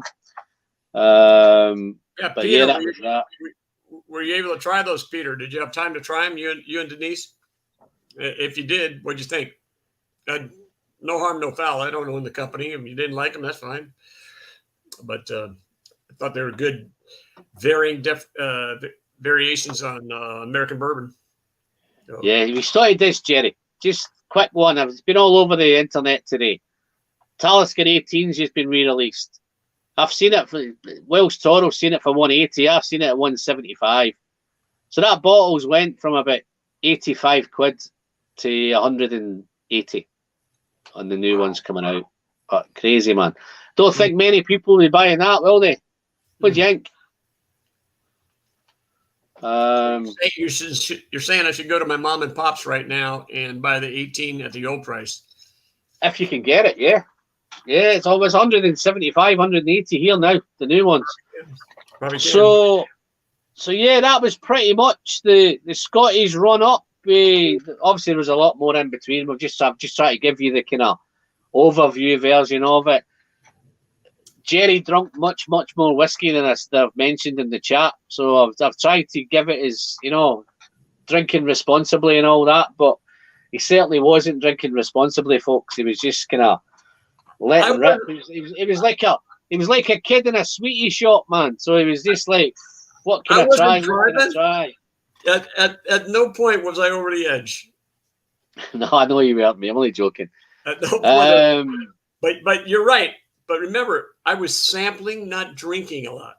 So absolutely. Yeah, you were sampling. It looked like you were sampling. I thought you were sampling for 2, but I think you might have been sampling for 4.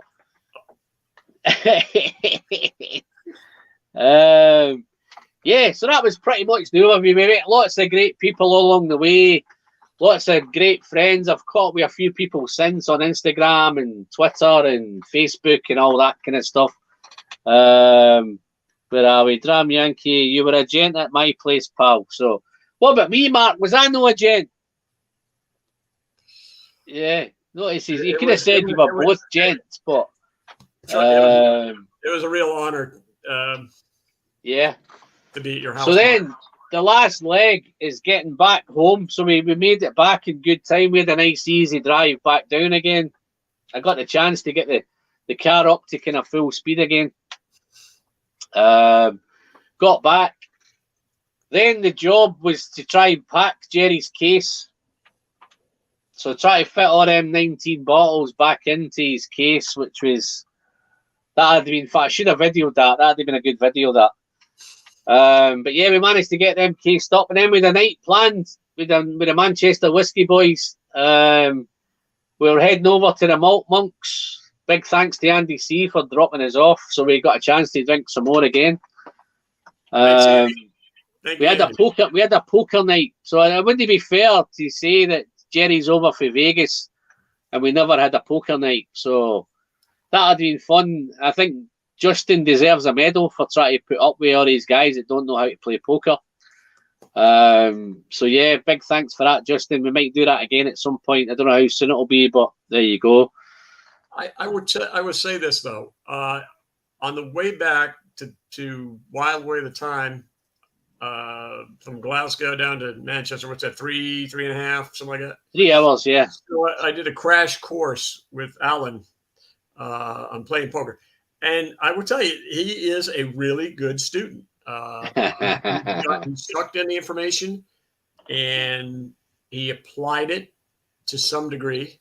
Yeah.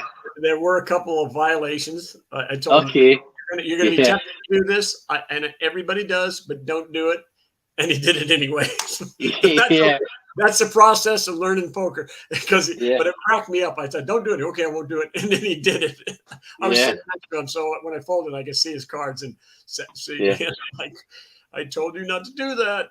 Yeah, but yeah, no. If it's any consolation, I've been watching a few on YouTube and stuff like that. So I've been trying to, just in case we have another night, maybe a wee bit better prepared next time. But yeah, no, we had a fantastic night again. Some more whiskies were sunk. Jerry must have had a right good time with the whiskey, but yeah, Stu says the poker was fun. Justin was very, very generous. You know, hey, you guys, if you see it, pour it. And he cooked us up a nice little meal too. Yeah, absolutely. So that was pretty much that. And then obviously, we won't get into too much about you trying to get back home again. What I thought I might do now, Jerry, is just share some of these bottles that you brought over for us. So yeah, this is Gabe's. You might want to tell us a little bit about this one, the 291. 291, a rye, cask strength, and it had a maple barrel stave finish on it. So it had a little twist of sweetness there. I hadn't had it, but I know the 291 rye cask strength is delicious, and I figured that extra little twist might make it like over the top. So that was fantastic. Now, special from, and I hoped he would be on, Robert Licorice. I went out to Texas, went to the distillery. This is a distillery only release of the Apotheosis, which is our new line that they're putting out.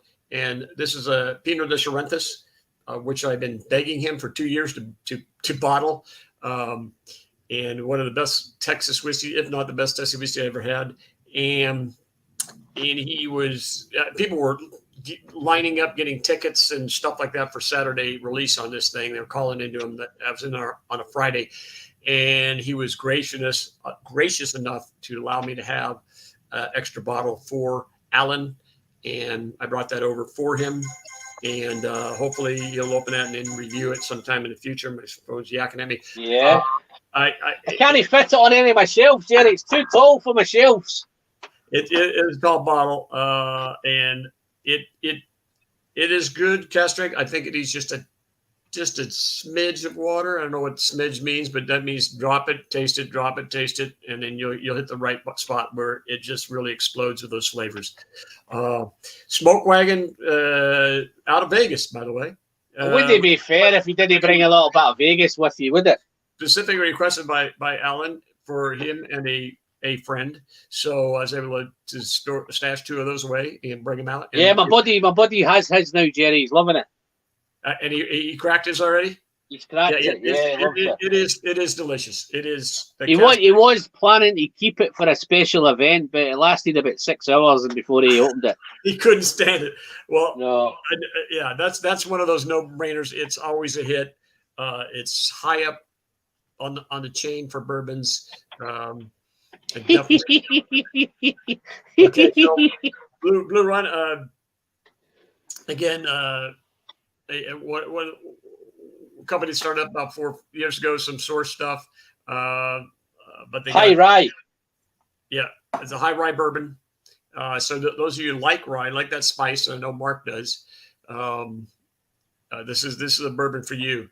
It needs airtime though. I would say crack it, pour some off, let it air out quite a bit, and then come back to the bottle in a couple of weeks. And they're all 750 bottles as well. So they're bigger bottles. They're all 750s, guys. 750s across the board. Get them while you can, because there's talk of making a bottle universal throughout the world. As a matter of fact, I don't know what two I'm looking forward to trying first, Jerry. So I don't know which two. I went out to Chicago, and there's a chain of stores in Chicago that gets amazing stuff all the time, but they won't ship. You have to buy it there, or they'll ship within the state of Illinois. And it's called Binny's, BINNY. Binny's, very famous throughout the community. And this is a store pick by Binny's, who does an amazing job on their store picks as well. And this caps out. They will not allow, Angel's Envy will not allow these picks to go over 110 because they don't want to threaten the cask strength.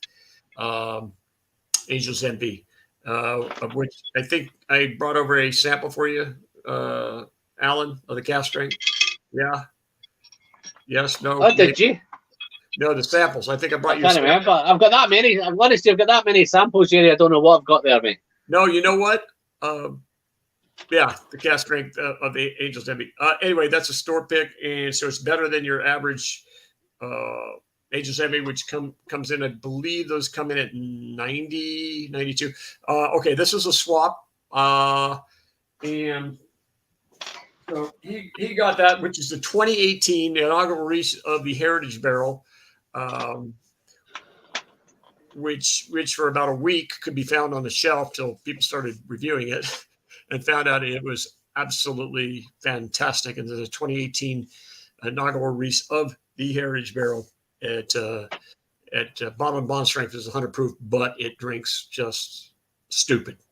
My word for stupid whiskey, mate. 9 point whatever. But I had to go away empty-handed. I got this bad boy. Okay. Yeah, nice. That was a trade. That was my last bottle. Well, you had like 6 or 7 of them. You drank all the rest. Yeah, but it's everybody knows how a fan I am of that bottle. So you killed that one. Justin had requested an Old Carter, and I had a shop out of the San Francisco area that I utilized, and then it worked for about 1.5 years, and then I guess when Old Carter got really famous, my guy up there couldn't hold bottles for me anywhere. But I was able to get that. I think it was batch 3, 139.6, I think, or 4. There's a question for you, Jerry, on the screen. Which is your favorite bottle of Quarter? Martin, I haven't tasted them all yet. I've got these teapots that although Alan, I do remember it's been a couple of years since I tasted the 6, which is pretty amazing. 7 was really good, and my memory, might start to fade. Gosh, that is like, wow. What's your favorite child, isn't it? What's my favorite child? Yeah, which child? The favorite? It's any given day. The GlenAllachies were special. I'm sipping on this bottle that Gabe gave me. Oh, well, didn't give me. I traded for, and this stuff is effing delicious. It's a Strathmill that is a I think. You ain't kidding, Gabe. You ain't kidding. I've still not got over it yet, mate. Look at Gabe saying here, that looked like genuine regret at giving away that KK8 away. That was genuine regret, Gabe. But there's no acting going here, mate. That's all genuine. That deal was made a couple years ago when he still had like 5 bottles. Okay. He got every bottle out of the Netherlands, I think. I did not get the peated GlenAllachie, Stu. Didn't get it. Did not get that one. Oh, look at that. That's a bottle kill. Is that your last bit? There it is. His last bit of his last bottle. 57.1. Hey, cool running. Seems appropriate. It seems appropriate, doesn't it? Cool running. Do we give him a shout out? I think that. Yeah, how you doing? Cool running. He's got two of them. JD. Which JD are you talking about? There's a lot of JD. By the way, I think Stewie. I would tell you, Stu. Had Alan told me that had he seen that sample of the Jack Daniel's cast strength rye, you wouldn't. Stewie would never have got it, man. But Stewie, have you tried it? Probably the best rye I've ever had. Killed it. Oh, Dustin, are you in the house? I missed Top Shit. There he is. Look at that. Dustin's normally in earlier. Hey, you know what, Dustin? I'm going to give you props because you're actually reviewing a couple of common guys' whiskeys now. In other words, stuff that we could pick up or we can afford. Cheers, Stewie. Normally you and Mike are up in the $6,000, $7,000, $8,000 range. So I'm glad to see you're getting stuff that we can maybe have a shot at. So good on you guys. Jerry, I've had 2 fantastic drams. Well, I've had a few fantastic drams tonight, but I've had a couple of good ones. The 2 standouts so far is the Tamdhu PX and this bad boy, man. This is forgot how good this was. Yeah, Stewie just made a comment. Hey, and you know, they're different animals, Stewie. So to compare one against the other, you know, one's a bourbon, one's a rye, a little bit different in their taste profiles. Okay, Martin. Could there be customs officials watching in this? the hatch? That might be I'm at an offline talk about that since this is on and being recorded. I guess it'll be put back up. So we might have to we do a private stream on that one or something, Martin. And how you doing, Pete Head? How you doing, Frank? Nice to see you, mate. Karen just killed. Wow. Yeah, Stewie. Yes, I like that comment. That's correct. Greg McDonald's, and how you doing, Greg? I see an Angel's Envy store pick behind you. Where's it from, and what is its proof? Greg, that's from Binny's in Illinois, a chain of stores out there that get some fantastic stuff. 106.7 proof. 53.35 ABV to us guys over here. You like to ABVs. Yes. Nice. Got a cowbell again. Got another one. Exactly. Got a bottle of cowbells. Justin scored as well. He picked up a Iron Root Solstice, which is another fantastic blend out Iron Root. And I think he got I'm thinking that's the winter because they do a summer and a winter solstice. I think you got I think it's the winter, but it says on the bottle. I can't be sure, but that's a delicious dram. I don't know if Justin's cracked that, but he also was able to snag by way of a reverse auction, a Remus 5. So hoping he's digging that if he's opened it or not, or will dig it when he does.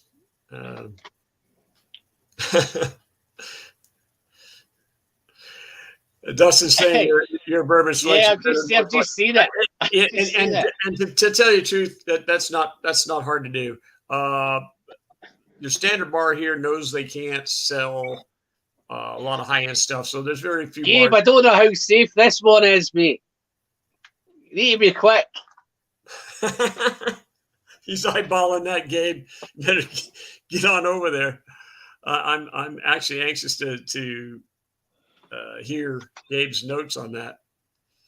It looks lovely, man. Looks real dark, man. Looks nice. Well, see, put it on that Santa Claus list. No. That apotheosis you got is pretty dark too. Yep. How old's this one, Jerry? Let's see how old this is. I know it's at least 4 because 2 years ago I wanted him to bottle it, and I know it was over 2 years then. So 56.1 ABV. Yeah, no, I think I've done all right. I think we've all done all right. It's a dangerous dram. But I think our bank balances have took a wee bit of a hit me over the last couple of weeks. Hey, Gabe scored big. I'm just really interested in his notes on that Old Forester single barrel proof. If he's cracked it, or he's going to crack it, and he picked up the Russell single barrel, which is a store pick as well. So looking for your notes on those, Gabe. There's a wee bit about it, Gabe. So Greg McDonald says that the 291s have a different flavour profile due to aspen staves. Right. That you use. I take that back. After this is Chris Colorado, wasn't it? Yeah. It wasn't Gabe, it's Bart. I'm sorry. Yeah, aspen wood staves and maple syrup barrels. Wow. Says drink responsibly. I'm sorry. I forgot that wasn't Gabe that got this. Was Bart. Gabe got the 291. Bart got the Old Forester and the Russells, didn't he? So Bart got an Old Forester and a Russells. I think Justin got the Old Carter, didn't he? Bart, Justin got the Old Carter, the Solstice, and the Remus. Okay, and Ian got the Legacy. Ian's been dishing out the Legacy. He's enjoying the Legacy, I think. Yeah, Stewie. Larceny, Bart got the Russell single barrel along with that Old Forester single barrel proof. Yeah, and Alan's picked up his Woodenville, so I don't know how he's gotten on with that yet. He was in earlier on, but I don't know if I think he's working now. So, and that was a different barrel pick. So, yeah, it'd be interesting. So all in all, we did well, I think. I think somewhere along the line, Jerry, I think the trip there's probably about maybe 35 to 40 bottles somewhere along the line, isn't there? All the bits totaled up. So our shelves have done all right. Bourbon is starting to my American whiskey shelf is starting to look quite well. I don't know if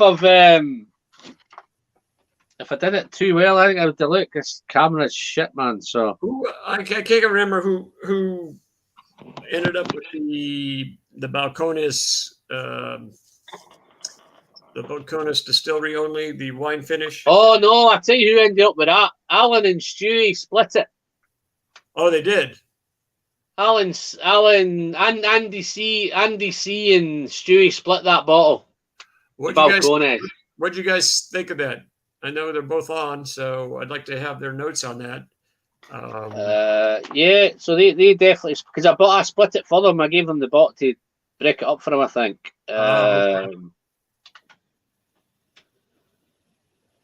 Like to see Colorado Rye.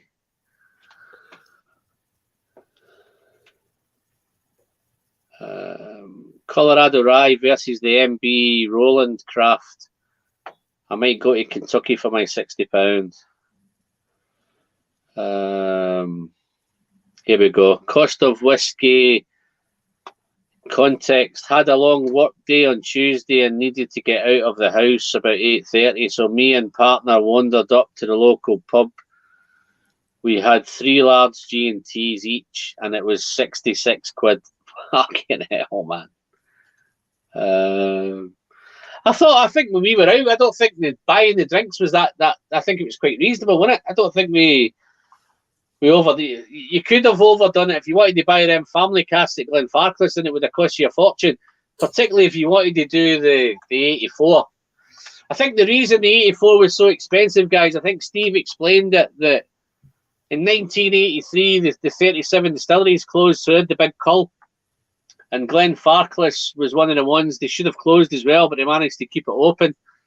But instead of producing the normal 3.5 million litres of the family cask, they only produced 500,000 litres of it, so it was way down in what it would normally produce. And that is why it was so expensive.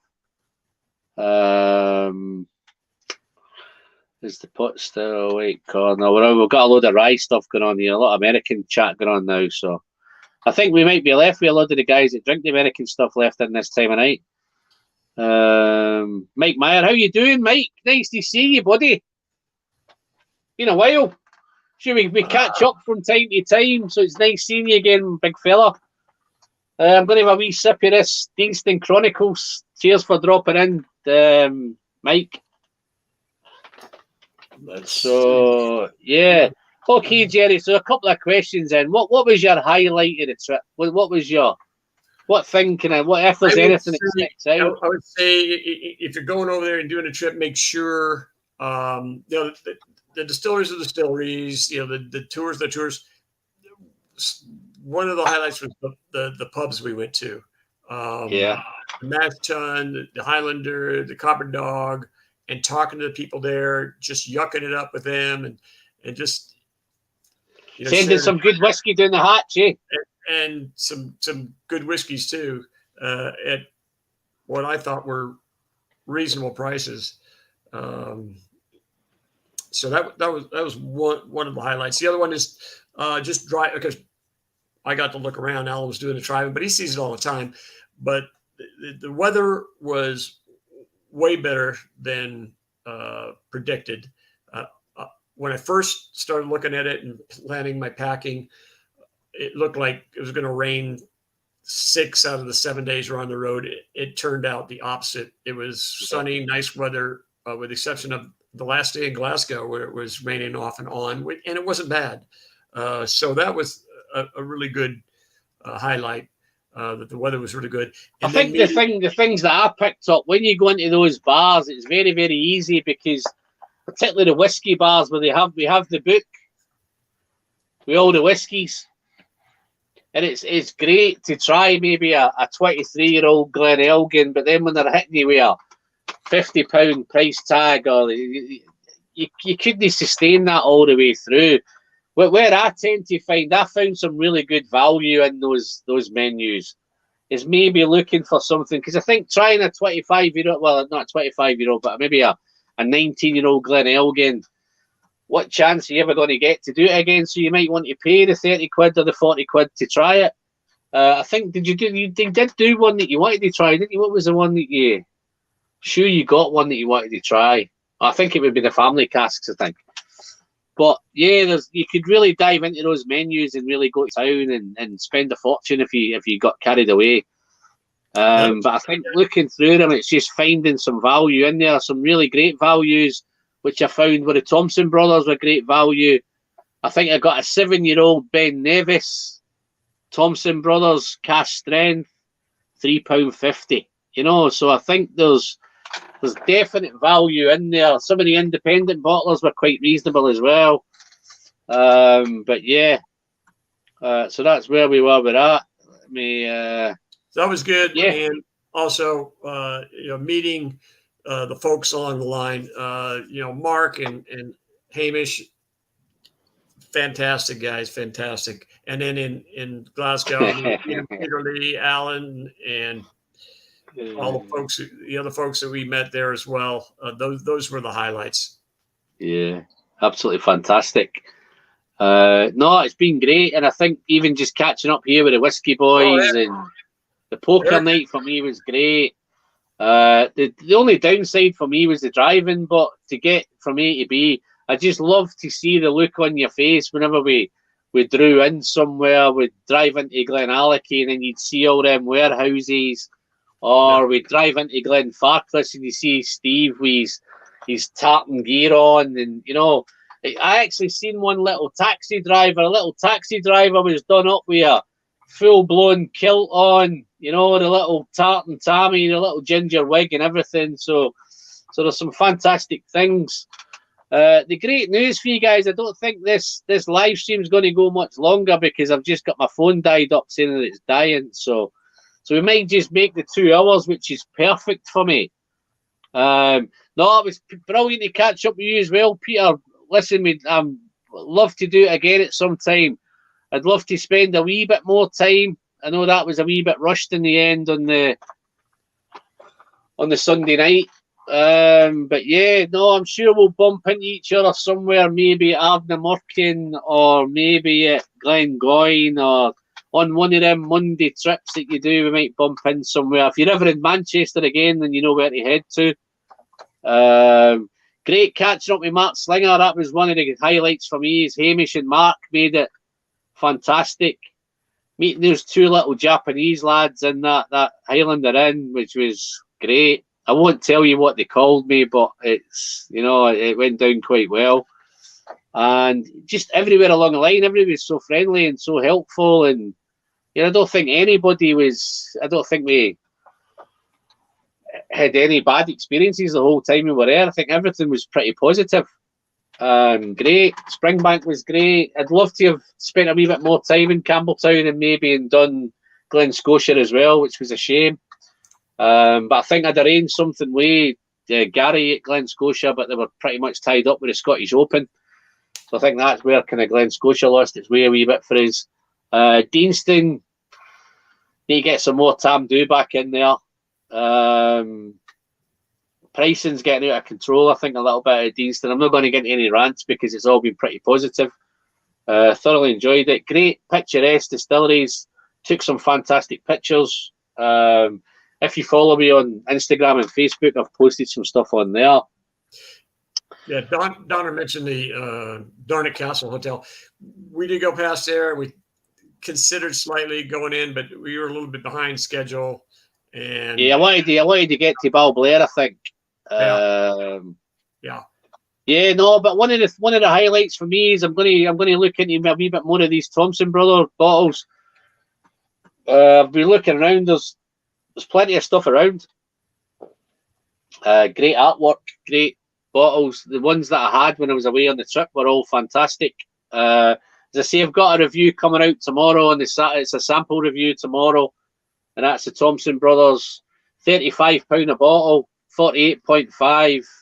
You know, non-chill filtered, natural colour, 8 years old, and it's from it's like a Solera cask.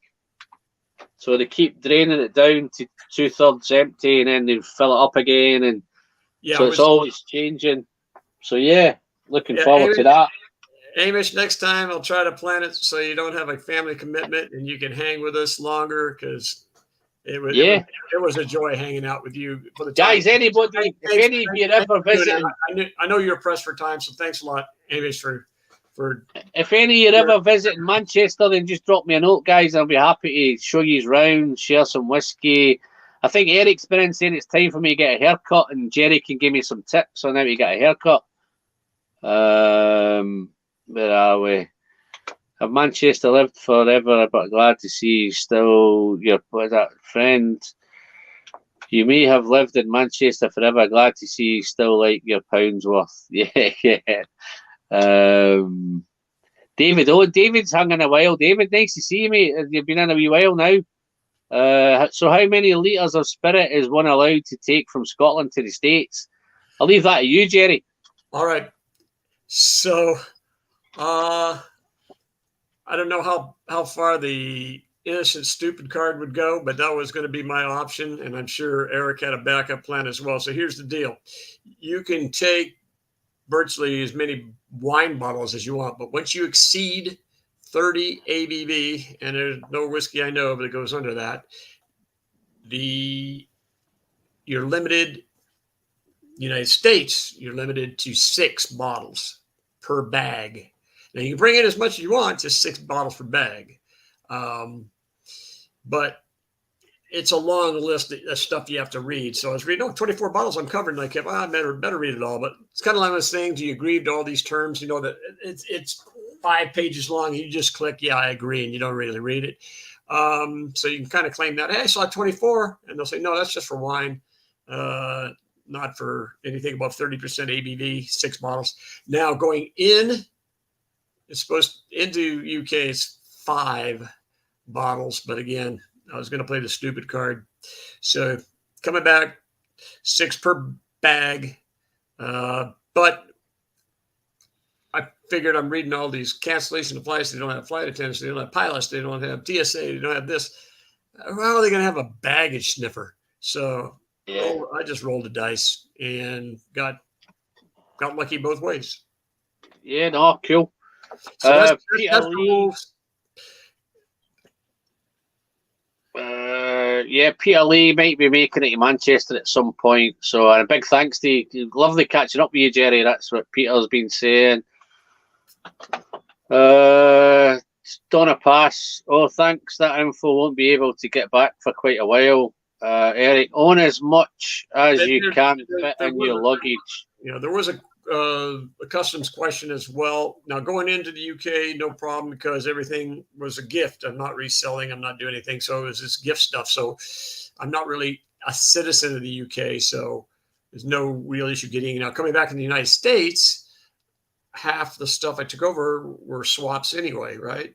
So those are gifts. As long as you claim it, a lot of times the alcohol, tobacco, firearms, ATF people don't even come after you. And if they do, it's minimal compared to the price over here. Or in the case of most of the stuff, if not all that I got, you can't even get here. It's distillery only or UK releases only. So I was happy to do that.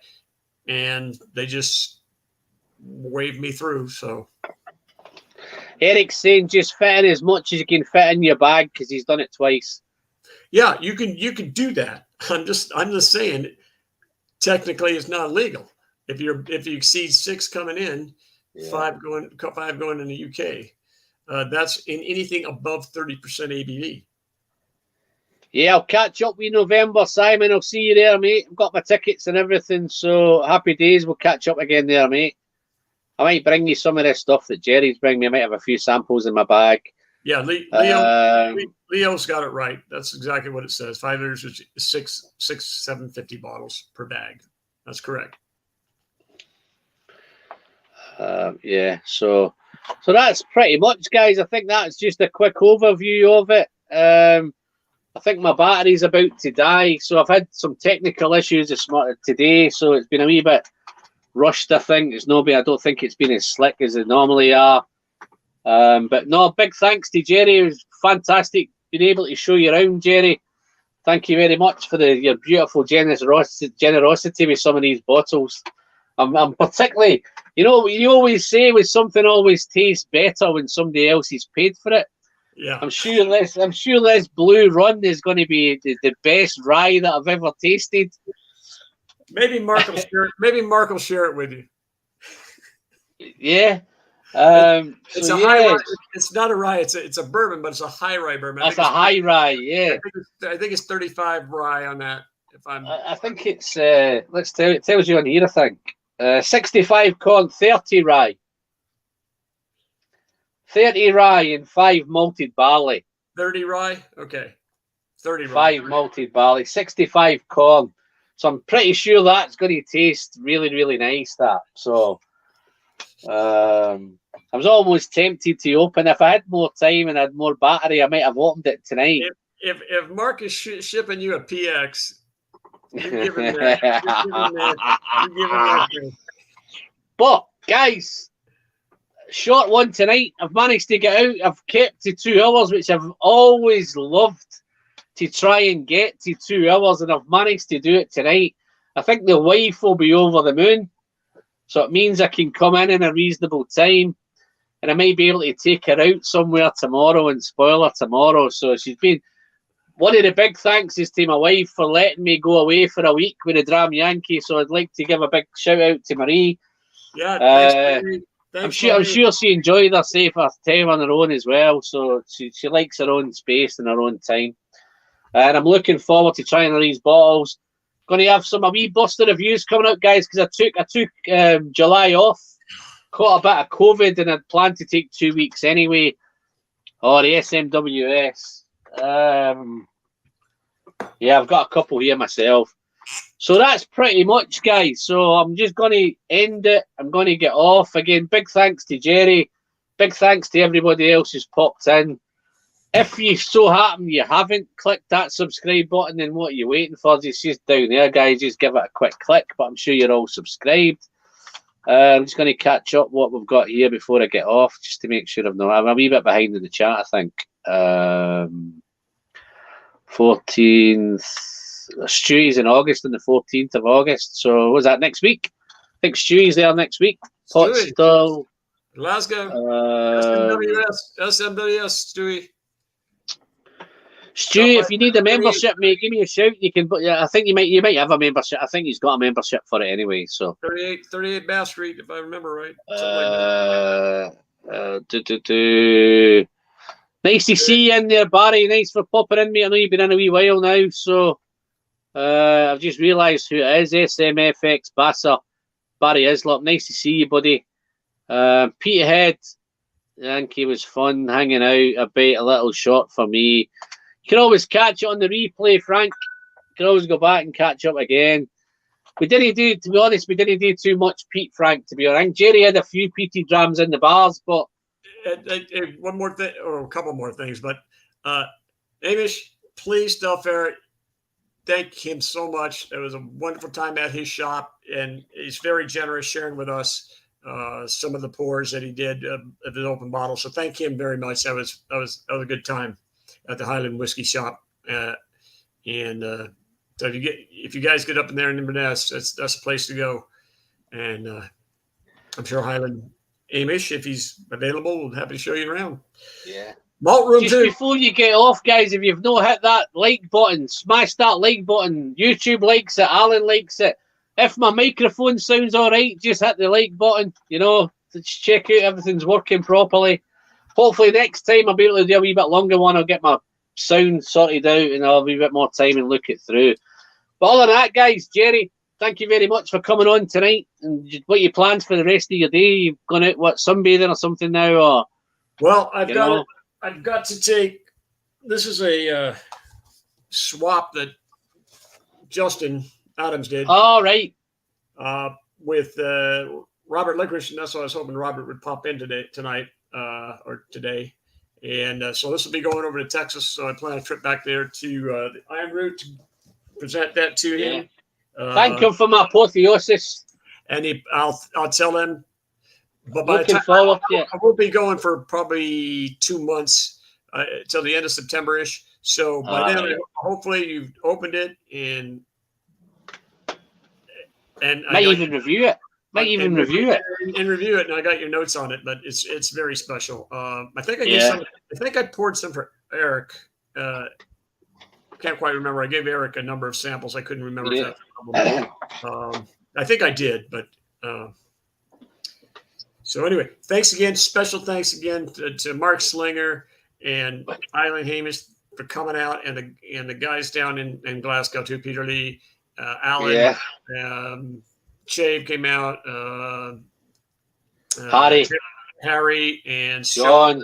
I think Graham. I'm sure Graham Fraser might have came as well. I'm trying to think who the other lad was that came. Another lad joined us in the putting on his names. Yeah, who was it? The taller gentleman that joined us. The name's gone at the minute.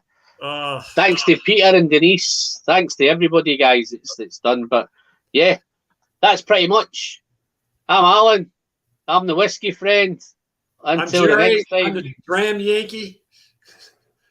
Cheers, all. Dead good whiskey down the hatch, guys. See you soon. Cheers now. Cheers. Bye-bye.